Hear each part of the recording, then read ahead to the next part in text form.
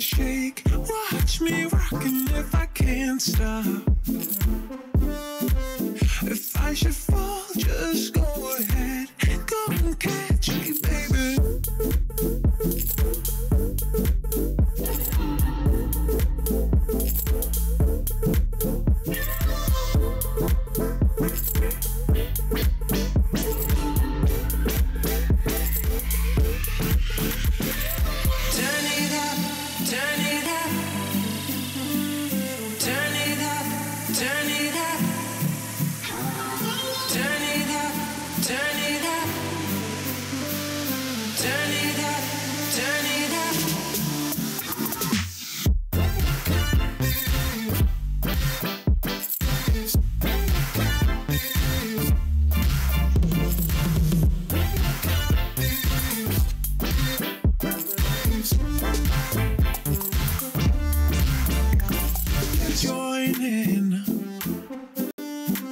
You better grab that tambourine. Break the bass, we might be wicked.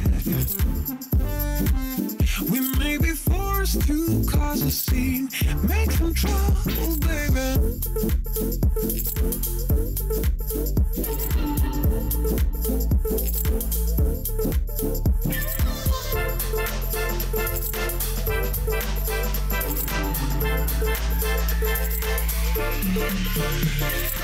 Turn it up, turn it up. Turn it up, turn it up. Turn it up, turn it up. Turn it up, turn it up.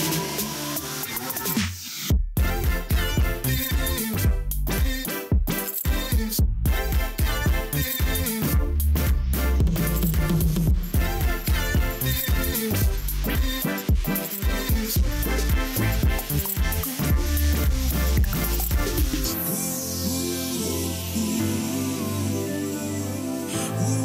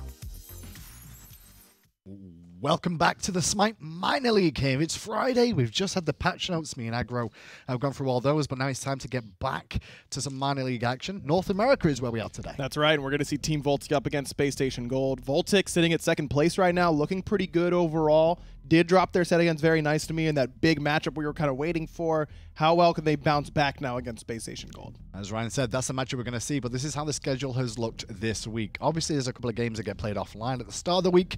Tuesday through Friday, we broadcast some games from both regions, Europe and North America. Today, as Ryan mentioned, is all about VOLTIC versus Space Station Gold.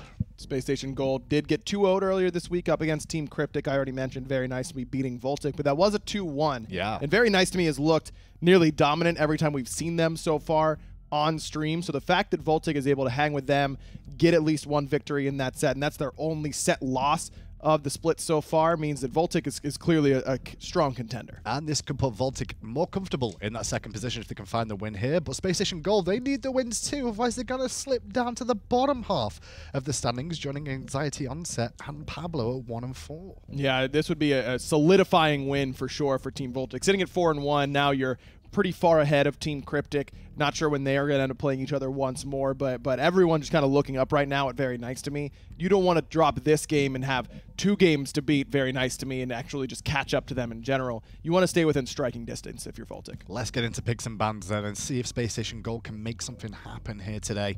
Up against VOLTIC, who, as we've mentioned, looked pretty good, only losing to that Very Nice to Me roster that have been around and doing good things for themselves. It's Bra, Kobe, Shaker, Sops, and Sabbath for VOLTIC, some names that you will recognize from being around the scene in the professional sense for quite a while. Yeah, Cope spent some time in the SPL alongside Weekend and those guys on Team Allegiance. Shaker's been in and around the SPL a little bit, but Bruh has really stepped up in that solo lane for them. Sops continues to look pretty good in that duo lane. I think support is where a lot of NA minor league teams are kind of lacking overall. So if Sabbath can establish himself as one of the best NA minor league supports, then VOLTIC's going to have a really, really easy time staying in that top half. Now, obviously, the patch that just came out, they're not playing on that, they're playing the one just before that, so some of those changes not gone through yet.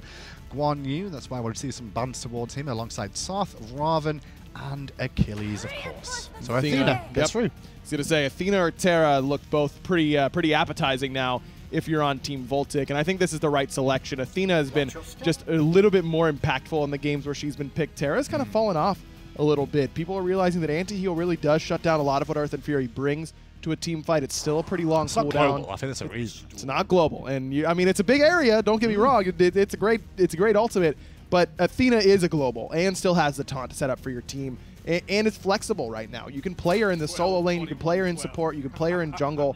Terra, you can play her solo, but we've seen less of that since the ultimate change. I think Athena is just the better top pick right now. Well, SSG going for semi-global, or should I say global, with that Giannis ultimate and some extra mobility with the Susano in the jungle.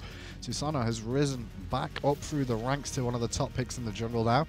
However, VOLTIC going to go with the Jabulonke, someone that has a great team fight ultimate, and another one, Agni. Yeah, very surprised that SSGG don't go for the X-Ball right away. I mean, this is kind of the pick alongside Athena, where if it's left open, you take it first overall. To give VOLTIC double global pressure like that, now you've got the Giannis that can match the Athena ultimate, but it's kind of a different story. You still have to take the time to walk through the portal. Athena doesn't have to worry about that. I like the taking Susano away from Cope. That's been his best god in the minor league. I think that's smart. I think I would have rather seen X-Ball than Giannis, though. The Chang'e, though, from Space Station Game, and we've seen a lot more Chang'e coming out, specifically from Space Station. Would you believe Aquarius has been maining this god all split so far? He really has, and this god is just continues to impress. Everyone who touches it seems to do very well with it, so I don't mind Space Station giving it a shot. It has seen professional play quite a bit and a lot of success at that level. It's not just Aquarius either. Solo, it's though? fine, okay? Yeah, in solo. It's been fine. It's been Aquarius. These guys have been dominant with it. I think this is an okay selection now for Space Station Gold, but they're lacking frontline already. I wouldn't mind to see something that can really take all the damage away, and that's why I think this Geb is a really, really good ban from VOLTIC. Geb is one that can frontline for extra people with that Stone Shield. I think that's a perfect ban by them. A little bit surprised by the Rama pick by Space Station Gold there. Although, you know, holding your support for last pick to see the full composition you're against can be useful, but it can limit your options, especially when VOLTIC have all the picks for themselves first of all. Mercury, Xbalanque, Agni, and Athena. Very good team fight comp, and why not round it out with a Cucullin for the solo lane? So there's two trains of thought whenever you're going up against something like a Chang'e solo, and that's, am I going to try and just beat it in the late game, say I don't have to worry about a laning phase anyways, let's just go for something I can team fight with just as well as she can in the late, or are we going to try and punish it and make sure that it gets so far behind that it can never make an impact? VOLTIC clearly going with that second route. The Cucullin, you have to get a lead here in that solo lane, otherwise VOLTIC is going to have a tough time in the late game team fights with this Chang'e. Well, Space Station Gaming then go for a bit more healing with that Sylvanas then, a bit more of an impact in team fights, which could be useful here against this VOLTIC lineup. Who are we feeling on paper for game one here, just in picks and bans? Man, I love VOLTIC's composition. I think it works really well. As long as Sheikah gets an early Divine Ruin, they should be okay here. All right then, well, without further ado, the casters are standing by. It's John Finch and Anatoly to bring you game one. Thank you, Hindu. Thank you, Aggro. It is Finch and Toli here as you move into VOLTIC, going up against SSGG, S2G2, S2, G2, whatever you want to call them, in this matchup. And I'm really liking this VOLTIC draft, Toli. Back here, I was really feeling some kind of way about it. I think Agni is one of the best follow-ups to Athena you could ask. A lot of late game, a lot of synergy between the Athena and the Agni with the control. Then you got that late game punch damage from the Sonic Boom out of Mercury. Yeah. It's important for VOLTIC to get off to a good start and try to control this sustain composition heavily from SSGG because of the Chang'e, the Sylvanas, even banning away the Odin was a great look to make sure that they don't have to worry about that anti-healing, though. And that is kind of the matchup here, right? Like, Team VOLTIC are going to have great late-game damage, but is it going to be enough to get them through potential late-game sustain from Space Station Gold? Well, if they're able to get these picks up and off the ground, Rush and Poppy on this Chang'e, Viper on the Sylvanas, then Team VOLTIC are going to have a hard time trying to deal with it. So, wouldn't even mind seeing Totally, I mean, anti-heal early here, right, in this draft. I mean, talk to me a little bit about this. I think that the anti-healing would definitely be a good look, but keep in mind for Bra, his Barbed Spear already applies that 50% anti-healing, so if there's any sort of rotation from Cope on this Mercury, there could be a lot of good just early kills before Russian Poppy gets any sort of health or defenses available. Coming in aggressively into the enemy jungle is Bruh. Ooh. I don't think he hit there, so No. there's going to be a stack of the Warrior's Blessing towards Rush Poppy. Well, Bruh comes in and rectifies that and punches Poppy in the face. And that's going to be just a dancing game. Russian Poppy has the space distance that he needs to separate himself away from the melee range character. It doesn't matter if it's Cucullin or otherwise, so he'll always going to be able to stack that Warrior's Blessing first. And this is a good call from Sops and Sabbath to come over to the dual lane here, Totally. It's going to be hard to match the Sylvanas ROM pressure, or at least their clear advantage they'll be able to grab. So they just come down to their purple buff instead. Now they can rotate over and grab the wave. That way they don't have to worry about getting invaded.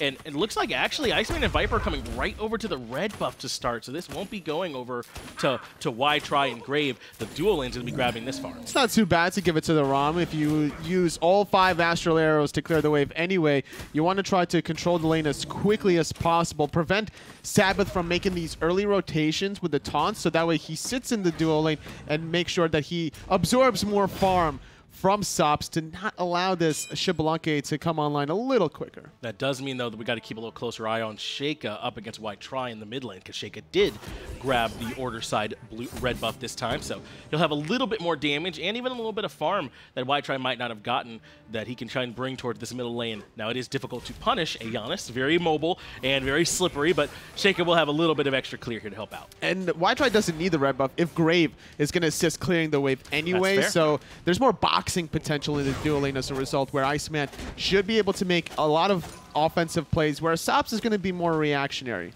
And you can kind of see, to your point, that Sheikah and Cope have not been sharing. You know, they are a little bit ahead, just a tiny bit in experience over Grave and Y-Try, because Grave and Y-Try have been kind of sticking together a little bit more. I think they did those right side mid harpies together. We saw them sharing the wave. So this is just a slight difference in the way they're doing their early farm between these two squads, as Grave now rotates over to solo. Bra could be in a lot of trouble. Jetstream is available. He's going to use it to teleport a little bit quicker. Gets the third strike through the tier 1 tower. Sprint going to save Grave's life. That is going to mean first blood over for Space Station Gold. Grave and Russian Poppy doing a great job rotating early over to the solo lane and finding a kill onto the Cucullin. He does have teleport, so he should be right back to lane, but it's great to be able to force that relic out early. Especially when you're looking at jungler versus jungler. Any sort of advantage Grave can get now over Cope will make the mid game a little easier, as it's going to be a race to that level 5 mark. That's right. Whichever one gets on that ultimate first should have a pretty big impact. But as you said, Grave has the advantage of being able to find a kill before that ultimate. Now, Cope going to try and force the speed buff invade. Has Sheikah here with him as well. Stolen. Special delivery right into the damage coming out from the mid lane Agni portal to create the time for escape. But Cope wants that speed buff. Goes back to grab it, but now Russian Poppy's rotating in. Wow, good timing there, recognizing that there wasn't too much mana for the Susanoo jungle to do any sort of impact. Yes, he had to use at least one ability, but needed at least 2. And if he used both those abilities to clear the speed buff, he wouldn't have enough to get away. Cope coming in and kind of forcing his will on that speed buff, so that's a great response. It's not the same as getting a kill, obviously, but this does kind of help put Grave, try and even things up with Grave a little bit. In fact, XP-wise, he's already level 5. Sonic Boom now available for Cope if he wants to try and come impact this mid lane, and it looks like he might. Ultimate dropped on the Grave in the mid lane to force the beads. Oh, not going to be able to connect with the dash, however, just not cutting the distance. Great but the stun into the dash, just not enough dot damage to secure the deal. Just barely not able to get that done there in the middle lane. It did force the purification beads out, but a great response from Y-Try as well. Unstable Vortex damage was nuts just now to force the 2 of them back. Shake and Copia had to retreat. And that's just going to be a valuable trade. Sonic Boom for a purification beads, a differential of about 45 to 65 seconds, and that's a big enough window where VOLTIC can look to try that again. The speed buff coming up in less than a minute. Exactly. That's why it's so important, because if Cope wants to be there for that speed buff, well, Grave is not going to be nearly as safe for that invade, especially if they can get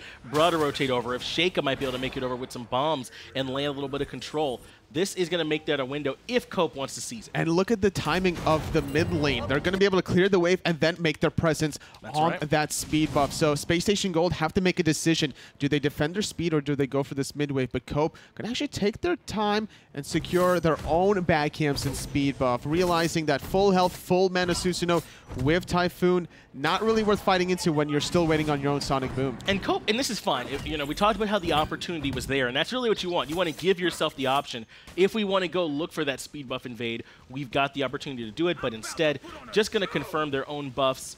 Worried when they didn't see Grave and Y-Try, they might even have been setting up around that speed because it had been a minute since they were in mid anyway. So just go back and grab your own speed. And they're controlling the 2 neutral camps, this right side mid Harpy into the left side mid Harpy immediately after, while pushing the tier 1 or the waves into the tier 1 mid tower on 2 separate occasions. So that steadily adds up as the towers, when you hit a minion, you're only going to receive about 25% of all that gold income anyway. And you're right, look at the experience levels for Cope. Yet again, he's up over Grave right now. The XP per minute, he's up at the top of the charts at 507. Far above Grave, was down at 354, and now Viper is in some trouble. Sonic Boom gets it done. First kill for Team VOLTIC comes from the jungler. And now forced to retreat as Y-Try through space and time. Gonna need a little bit of help here as Iceman, he makes it to the portal. Cope Baby already having a huge impact. A lot of patience for Iceman, not using his purification beads during the Mercury dash. Luckily for him, Sheikah's bombs were all depleted. They were all used to burn the tree. Viper was a sitting duck for all that pressure. He had to use that Wrath of Terror defensively. The dot, not enough yet again to take out Y-Try. But so safe is this Giannis we talked about a little bit earlier. Even with Sheikah having that extra damage, it's so hard to catch out this Giannis. Not only that, but his portal was instrumental, I believe, in getting Iceman out of there too on that last engage on the Gold Fury. So he's done a great job of not just getting himself out, but helping the team.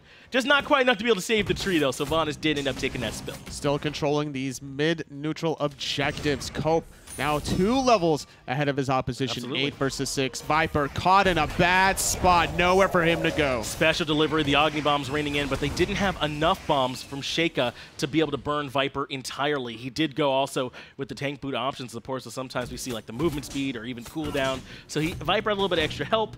Team VOLTIC didn't have quite enough damage, and Sylvanas lives. They also kind of messed up their chain CC. The correct way to do it is have the Athena taunt be used while Mercury is punching the entire time into the Agni bomb stun while Mercury is still punching, and then finally, once the Sylvanas is about to enter his tier 1 tower line, then that's when you use that last-ditch effort of the Mercury dash to allow the remaining DPS from your Athena and Agni to seal the deal. I love that Iceman recognizing Sabbath here in the duo lane. Even giving a little bit of a wave with the emote there. I see over there, Athena, but you're exactly right. You don't necessarily want to use CC to set up for your CC. You know, the CC's there, you do your damage, and then to extend the duration of it, use a Tortive at the end. So it wasn't exactly maximized. Mercury in the middle lane uses Sonic Boom with the Defender of Olympus, trying to land onto Y-Try for another kill. Good catch there, totally. Y-Try in a lot of trouble, and now they're going to keep it going on the Grave, who's trying to use Typhoon to even this one out. Just barely not enough damage. Cope with the speed buff, turns back in, Sheikah over the wall with the bombs. That's 2 for 0 in the mid lane. Grave couldn't get in position for the last basic attack after the third Storm Kata strike, but I love his attempt to at least alleviate the pressure from mid and try to get that revenge kill, but because of that failure, he's not going to be able to do that, and now what could have been a 1-for-1 becomes a 2-for-0 VOLTIC on the board, 3-1. And it's unfortunate because I think Grave was probably dead to rights there either way, but that's the exact matchup that's already problematic, right? The junglers, where Cope is ahead, now Cope able to get some farm while Cope is dead and gets kill credit in the mid lane too. 2-0-1 now, just going to make this jungle disparity even worse. An important thing to note also is the fact that Bra is containing Russian Poppy in the solo lane, not allowing this Chang'e to really make any sort of rotations, to look for the waxing moon, to look for any sort of sustain, and keeping her in check allows Cope to make a lot of these plays in the mid lane. That's right, they don't have to be concerned about Russian Poppy rotating over, or even worse, if Russian Poppy was way ahead, Cope would kind of have to sit over here on the solo lane. Instead, he's very free to go wherever he wants for pressure. Speed buff is spawning, but I don't think Cope wants to head that way. Russian Poppy's been very well bullied and does not have teleport, so has to back. It's going to miss out on a lot of experience if Bra decides to push this as quickly as possible, which looks to be the case. Trying to go back. He already has the Runic Shield, and that's where his advantage comes in. Yes. He's even going to be able to punch this tower into oblivion, making this transformation, hitting this for about 61 to 87 per swing, but going to clear the wave between the tier 1, tier 2, look for the proxy, use the ultimate while you're still transformed, and maybe look for a play in the mid. I like this better too. It looks like the tower is going to be very close to falling from the minions either way, and just go ahead and let those minions do that work. In fact, this is better so it doesn't have to get too far pushed up for him. He can still clear the wave, but Grave is lurking around the duo lane, perhaps, looking for a chance to come in onto Sabbath and Sops in the duo. Can't quite find it. Sabbath and Sops fall back, and Grave instead just meets back up with his Hunter. VOLTIC looking so good at this 10-minute mark. They are looking like even beyond a second-place team that they currently are, only losing to Very Nice to Me in a very spectacular fashion. Honestly, it's a very epic back-and-forth game, but here against Space Station Gold, a team that's been a little struggling, honestly. Their only victory thus far was against Pablo in the very first week. And so far, Space Station Gold really just haven't quite been able to find everything they need to be able to compete with teams like VOLTIC and teams like Very Nice to Me. But they've been showing signs of growth. You know, they had to make that big swap up in the middle of the spring split, totally, where they went from a roster full of, like, you know, known streamers and old SPL players to, you know, just kind of like some ranked all-stars and people that have been around the minor league for a while now.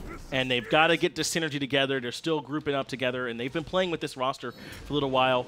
Y-Try, maybe an Iceman, not quite, you know, the same roster they've always had, but they've got a little bit they still need to try and develop in terms of, you know, chemistry. That's right. Before Y-Try and Iceman, it was Captain Falcon and Risky Ace, respectively, trying to still figure out their strides, seeing what works and what doesn't. And unfortunately for Russian Poppy, this Chang'e pick getting heavily bullied, not working out. I just don't believe that Space Station Gold anticipated all this jungle pressure from Cope to separate the Giannis away from either side lane. It's just been heavily action-packed nonsense in the mid lane. Boy, this Mercury pick is quickly rising up the ranks, isn't it? It's so strong, it feels like right now, totally. And this is the stage where, or early on, where you feel like maybe it's not quite as good as some other junglers, and late game it's really blowing people up. But Cope's done a great job of using that setup, some of the little bit of utility that Mercury has, and his damage to help facilitate for Sheikah and the rest of the squad. Ooh, look at this rotation from VOLTIC, trying to catch Russian Poppy with the taunt after the Mercury dash. The bomb a little off the mark, defensive sprint, and here comes through space and time. Oh, Sheikah's in a whole heap of trouble, but Sonic Boom comes right back through. Cope finds the two-man stun, sets up for Bra to take down Grave and keep Sheikah alive. Though, Y-Try does come in and try and upset that. Bra finds Viper, 2 for 1 so far, in favor of VOLTIC yet again, with 4 members still standing.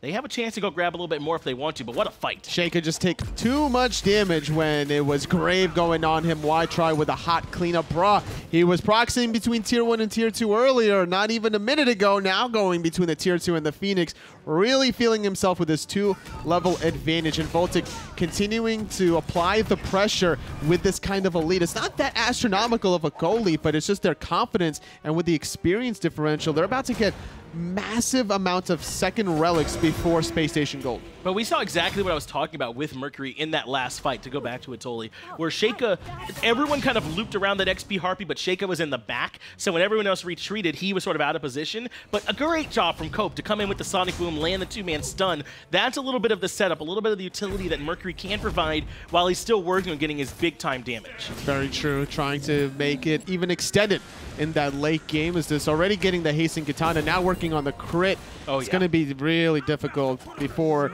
any second relics are available. You're looking to try to get some anti-attack speed potentially for this Mercury. You could look for Witchblade, Guardian Mail, but there's so many other items that you want to get at this stage of the game and not want to worry about late game. So Space Station Gold need to find some sort of defense on this next Gold Fury attempt. And they're going to have to look somewhere other than solo jungle for that defense, Totally, because Russian Poppy's now fallen 2.5 levels behind Bruh, and Grave is 3 levels behind Cope, right? They're too far behind right now to be their win conditions. Certainly they can help later, but right now we need to see a little bit more from Wide-Try. Viper and Iceman got to rotate in these fights too, since they're at least even, but Wide-Try already in trouble, had beats forced out and has to retreat. Trying to make the portal go through, barely not going to be able to connect that one. Cope is going to chase down Iceman, force out the Purification beads for 160 seconds. Meanwhile, in the Tier 1 mid tower, it's Bra making his statement. But that's both carries without beads now. Wide-Try and Iceman cannot afford to walk anywhere near Sabbath, or they will get taunted in and deleted by this damage from Sops and Sheikah.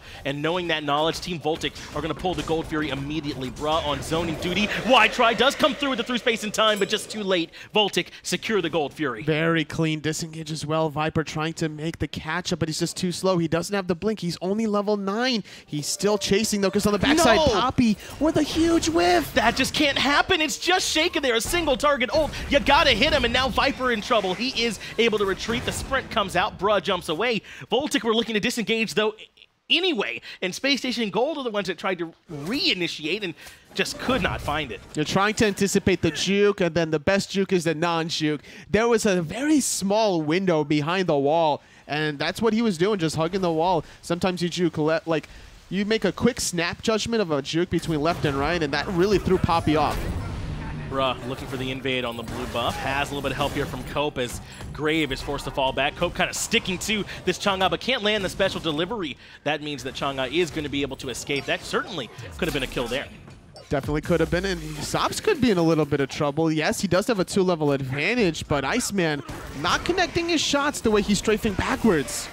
Knockup comes out from Viper. Sabbath helped get Wide-Try in the mid lane with a little bit of help from Sheikah. Meanwhile, the 2v2 continues in the solo side. Bruh, actually now in the 1v2 is Cope has had enough of this one, but Bruh is undeterred. I mean, he's just casually 3 levels ahead of his opposition, about 8 levels ahead of the enemy support. Sheikah will receive that Defender of Olympus just to shake the Grave away. Wow, this could be trouble for Iceman. Sops has the ultimate stun, lands, finds the auto solo 1v1. Meanwhile, Grave got beats and Aegis from Sheikah in the mid lane and Defender of Olympus from Sabbath. Great play from the jungler, even from behind. So Iceman did a great disengage when he rolled backwards, hit the Xbalanque to apply the cripple, which stopped the dash right in the middle of the track before the secondary part where you are CC immune, but then immediately continues to run during Darkest of Nights and gets stunned out.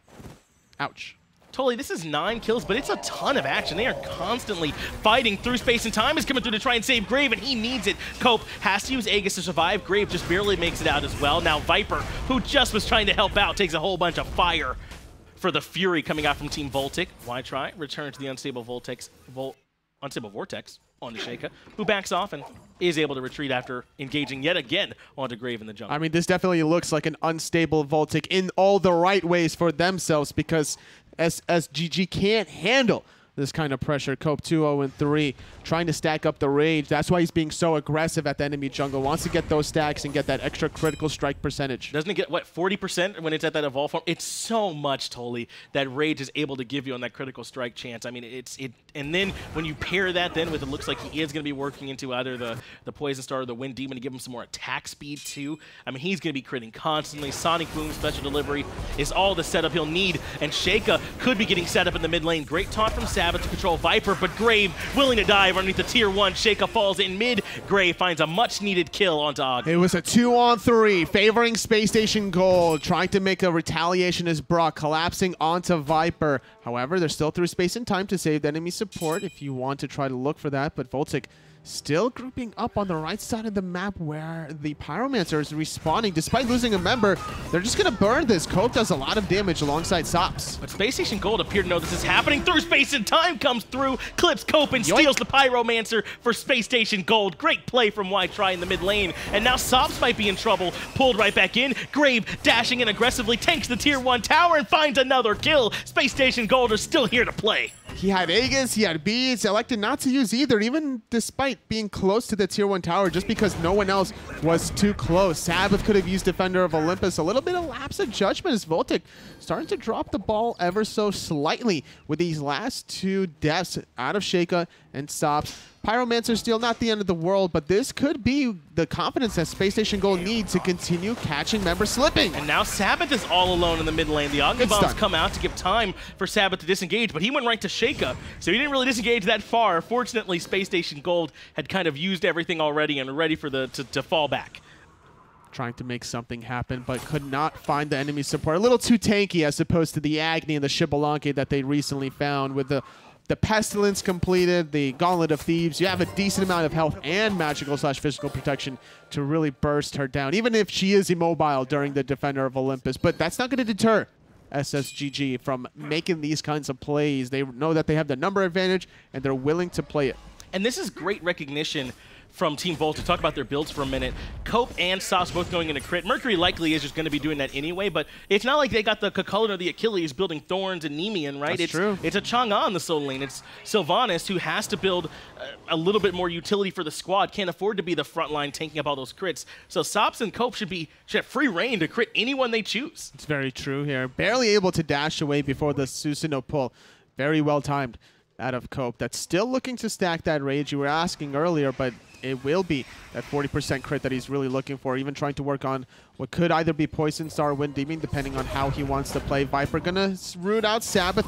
All 5 members setting up for the Sonic Boom! 2-man taunt and a Sonic Boom. Big initiation. Has to use the Wrath of Terra, does Viper, but Sops is rising Jaguar in aggressive. Ultimate comes out from Russian Poppy for the disengage. Now Space Station Gold are fleeing for their lives, but I don't think Bruh's gonna let them leave. The Agni Bombs are just too good. Taunt comes back in from the support as well. They still can't find the kills. Iceman just barely out of bomb rage, and Space Station Gold keep everybody alive. It's just a zoning mechanism as Sops gets the Gold Fury, but through space and time kills Sheikah. The rest of SSGG don't want to let this one go. What a strong reinitiation. Now Cope is in trouble on the right-hand side. Pull doesn't land from Viper. Gold Fury still stands, but already Sheikah and the Agni Bombs have been taken out of this equation. Viper, though, is going to be the lone target left isolated. Cope happy to hunt that one down. Bruh going to continue to chase on the backside, but everyone here to collapse onto the solo laner. What a reinitiation from SSG. The great call. The Chaos Squad has so much sustain, but VOLTIC has even higher burst, able to confirm their second goal here, while Bra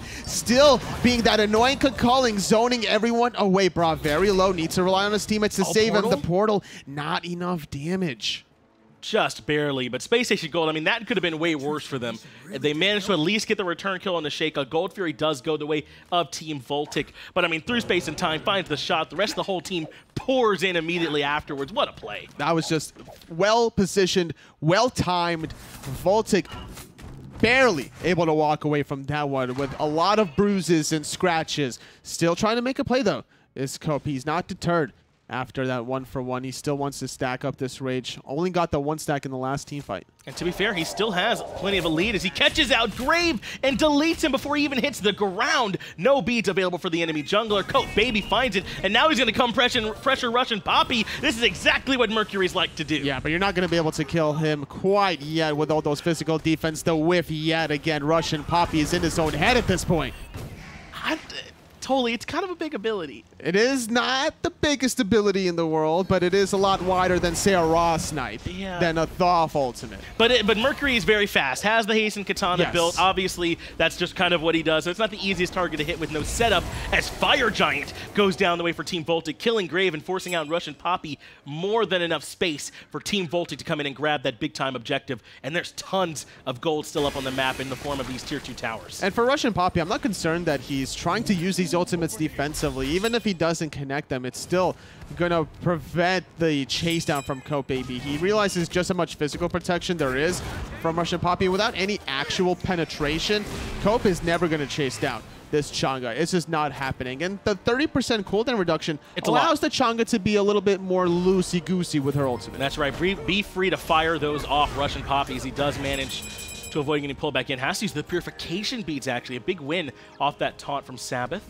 But the rest of Space Station Gold are going for the collapse totally. Grave is going to blink in, is going to look for the pull on the Sabbath. Can't find it there. So instead, he'll continue to retreat along with the rest of the squad. Viper, though, blinks in for the root on the Sheikah, but there is no follow-up, and now Viper might get collapsed. Bra was the one zoning everyone else away, jumping into the back line, looking for someone. This time, Sheikah will get hit by the Waxy Moon and the Wrath of Terror. A lot of action onto this Agni. Defender of Olympus, though, to keep him alive, even through the snipes coming out from Iceman. Typhoon won't make it. Through space and time, misses the Agni, almost dodging everything, but Grave brings him down. Bruh is in the middle of everybody, hitting him with the ultimate, but it's still not enough. It's just a bait because Cope is on the left side getting a free Phoenix for him and his teammates. A good taunt appeal for Bra, but it's Sabbath that could be in a little bit of trouble. And it is going to be Sabbath who ends up falling. Iceman finds that kill, but they're going to need more than this if they're going to make up for having a Phoenix taken from underneath their noses. Bra on the retreat path. Sops just trying to defend, but Cope finally has backed. Will be here to help defend the more structures, but they're going to need a lot to even out of Phoenix. That's very true. You're not going to be able to get the defense online for the Tier 1 tower, Cope's but still going in despite losing the tower. A great damage onto Grave. Why trying to run away, but Bra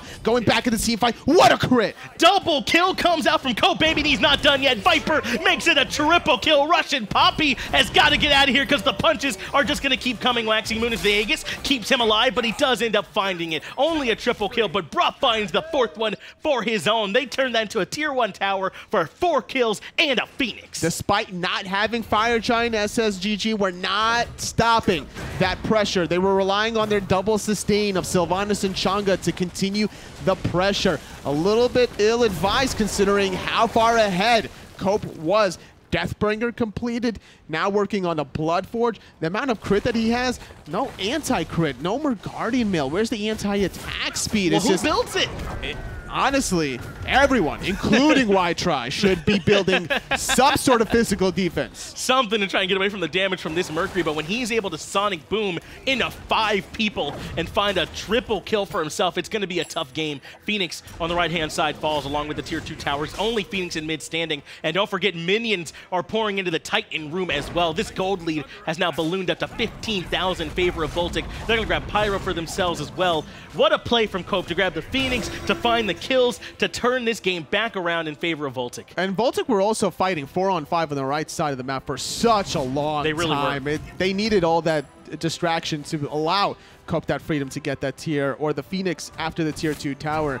And that's all the time that he really needed to even make the counter rotation on the right side. And that's the exact kind of play where Y-Try and Iceman being here and maybe them not having the total synergy or all the communication really matters, because in that split second where Cope is asking you that tough question, like, do you come back, do you stick around, how do we try and maybe find a way to get back timers off, it's that much harder. And Team VOLTIC intentionally forced them into that bad spot, totally.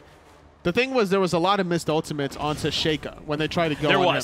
The Waxy Moon hit with the Wrath of Terror, but then the Typhoon missed and the through space and time offensively. And if they killed Sheikah a little bit quicker, then maybe that 5-on-3 on the right side could have been even faster and quicker to have somebody back into that base to defend the Phoenix. All right, Sheikah. Dashing into, I guess, put the fumes on the cope. Maybe smelly, I don't know. I don't know what that was. Not sure. Sometimes, you're just having a little bit of fun with your teammates. Better to drop the noxious fumes on them than a Ymir wall or a Thor wall. Oh, and actually stop the back, yeah. What kind of person would do that? What kind of horrible, friendless person? Now, sometimes when I'm playing Agni, instead of dropping the fumes on my teammates, when they're backing, like at the last second, I'll just like drop an Agni bomb on them and see if how they react. Sometimes you're working with pure instinct, man. You see that Agni bomb coming and you'll try and get out of the way, or God forbid Aegis, you're just acting on instinct there, or totally. just like raw snipe them. Yeah. It's a short enough cooldown that you can just do it anyway. You'll get it back right away, yeah. Don't be that person though, totally. It's not. It's all in light humor. Fire Giant coming up now, and Team VOLTIC should be able to grab it. Grave is here to pull in Cope, who didn't have to use the beads just yet. Now he will. Beads coming out along with the Aegis shell. that does let him escape. Now Team VOLTIC can go for the regroup as 2 ults have been used already by SSG. Great shell, keeping Cope alive. Both sprint and shell actually from Sabbath, just to make sure. And also a well-timed Aegis out of Cope. Got to give credit to where credit is due. A lot of bait and tactics because left side Phoenix. Now revive means that Space Station Gold, no possible opportunity to defend this enhanced Fire Giant respawn. Well, after what Cope just did on the right-hand side and to the Phoenix, I'd give up 4 relics to keep that man alive too. He's clearly at the point where he is swinging this game and still 3rd on his team in player damage. I mean, that's not to say anything for Sheikah's damage on the Agni, and Bruh just continually being a nuisance in the back line. I mean, he can absorb so much damage and output so much too. I mean, probably about 6,000 to 8,000 of his damage was all lane poke that was healed up by Russian Poppy anyway. But that lane poke is a trade-off because now you're forcing the Chang'e to use more mana to keep herself up. And there's small windows where if you're forcing that much mana just to keep herself up, she's not going to be able to clear the wave and then use the Waxing Moon whenever she on her own terms. And as a result, there was a lot of minions pushed under that tier 1 tower, which led to a lot of proxying, which led to a lot of rotations from Bra on the mid lane. Now, we haven't gotten to see much from the sustain part of the sustain comp, really. The fights haven't been that prolonged, but this is the chance where that could come to fruition. Bruh is on the other side of the wall. Now we'll come back to the Phoenix. Viper goes in for the Wrath of Terra. Taunt comes out from Sabbath through space and time. Doesn't hit home, and neither does the ultimate from Russian Poppy. Team VOLTIC can now cleanly re-engage, but Grave wants Shake on the back. Typhoon to the knockup. That does get the kill, and he has the chance to make the escape path with the Bloodforged shield. Oh, he's able to get out just in the nick of time, but Cope is going for the end, question mark? Or is he lining up for that ultimate? He's going in the backside. Iceman goes up in the sky. Cope waiting for him to land. Does hit out Russian Poppy. Unstable Vortex comes through, but Iceman is able to find Sops with the autos, 2 for 2 so far, as Cope takes down Iceman as well. With the 3-on-3 going in favor of Team VOLTIC, they want to resurge. They still got Cope here, and he's plenty healthy. He definitely can make the play happen. Sabbath tanking up this Phoenix. Russian Poppy using the beads against the taunt. Left side Phoenix finally going down. Right side Phoenix fell to Cope's push earlier. A 2 for 2 at the end of the day, but keep in mind, VOLTIC not successful as the way they wanted to, considering that all the relics were used trying to save Cope, both the sprint and the shell just now coming off cooldown. Cope's relics still on cooldown. That's a great point. Cope should not be the one that's still fully healthy and ready to rock at the end of that fight. He should, but he did a great job of coming on the back side of it and not really make himself a target. But either way, Space Station Gold couldn't quite defend. Yet again, a little bit off the mark with some of those ultimates. Grave makes a great individual play, getting to the back and just sticking on to Sheikah with the Typhoon, waiting out the Aegis and being able to take down the mid lane mage. And Space Station Gold recognized that their relic timers out of VOLTIC were still on cooldown after trying to save Cope. So that's why they went so deep outside of their own Phoenix just to find Sheikah. You get the Agni out of the equation. Now the rest of the team fight is a little bit easier. You only have to worry about that Athena taunt instead of the Agni bombs on top of it. And even with that window, I'm a little surprised totally because Space Station Gold have the sustain comp. You know, you think maybe going for poke or trying to force VOLTIC to make these repeated engagements would favor them out eventually, but instead they saw an opportunity to go all in and just kind of went for it. It didn't quite work for them. And VOLTIC have the luxury of, even when Sops goes down, Cope can still shred Phoenix on his own. Well, it worked out for Grave diving that play because getting that kill means that he got the extra health shield from the Bloodforge. And normally, that's very unlikely to happen for a Susanoo. Like, surviving after going all in a late game team fight like that. But that was very nice for them. That item goes a long way.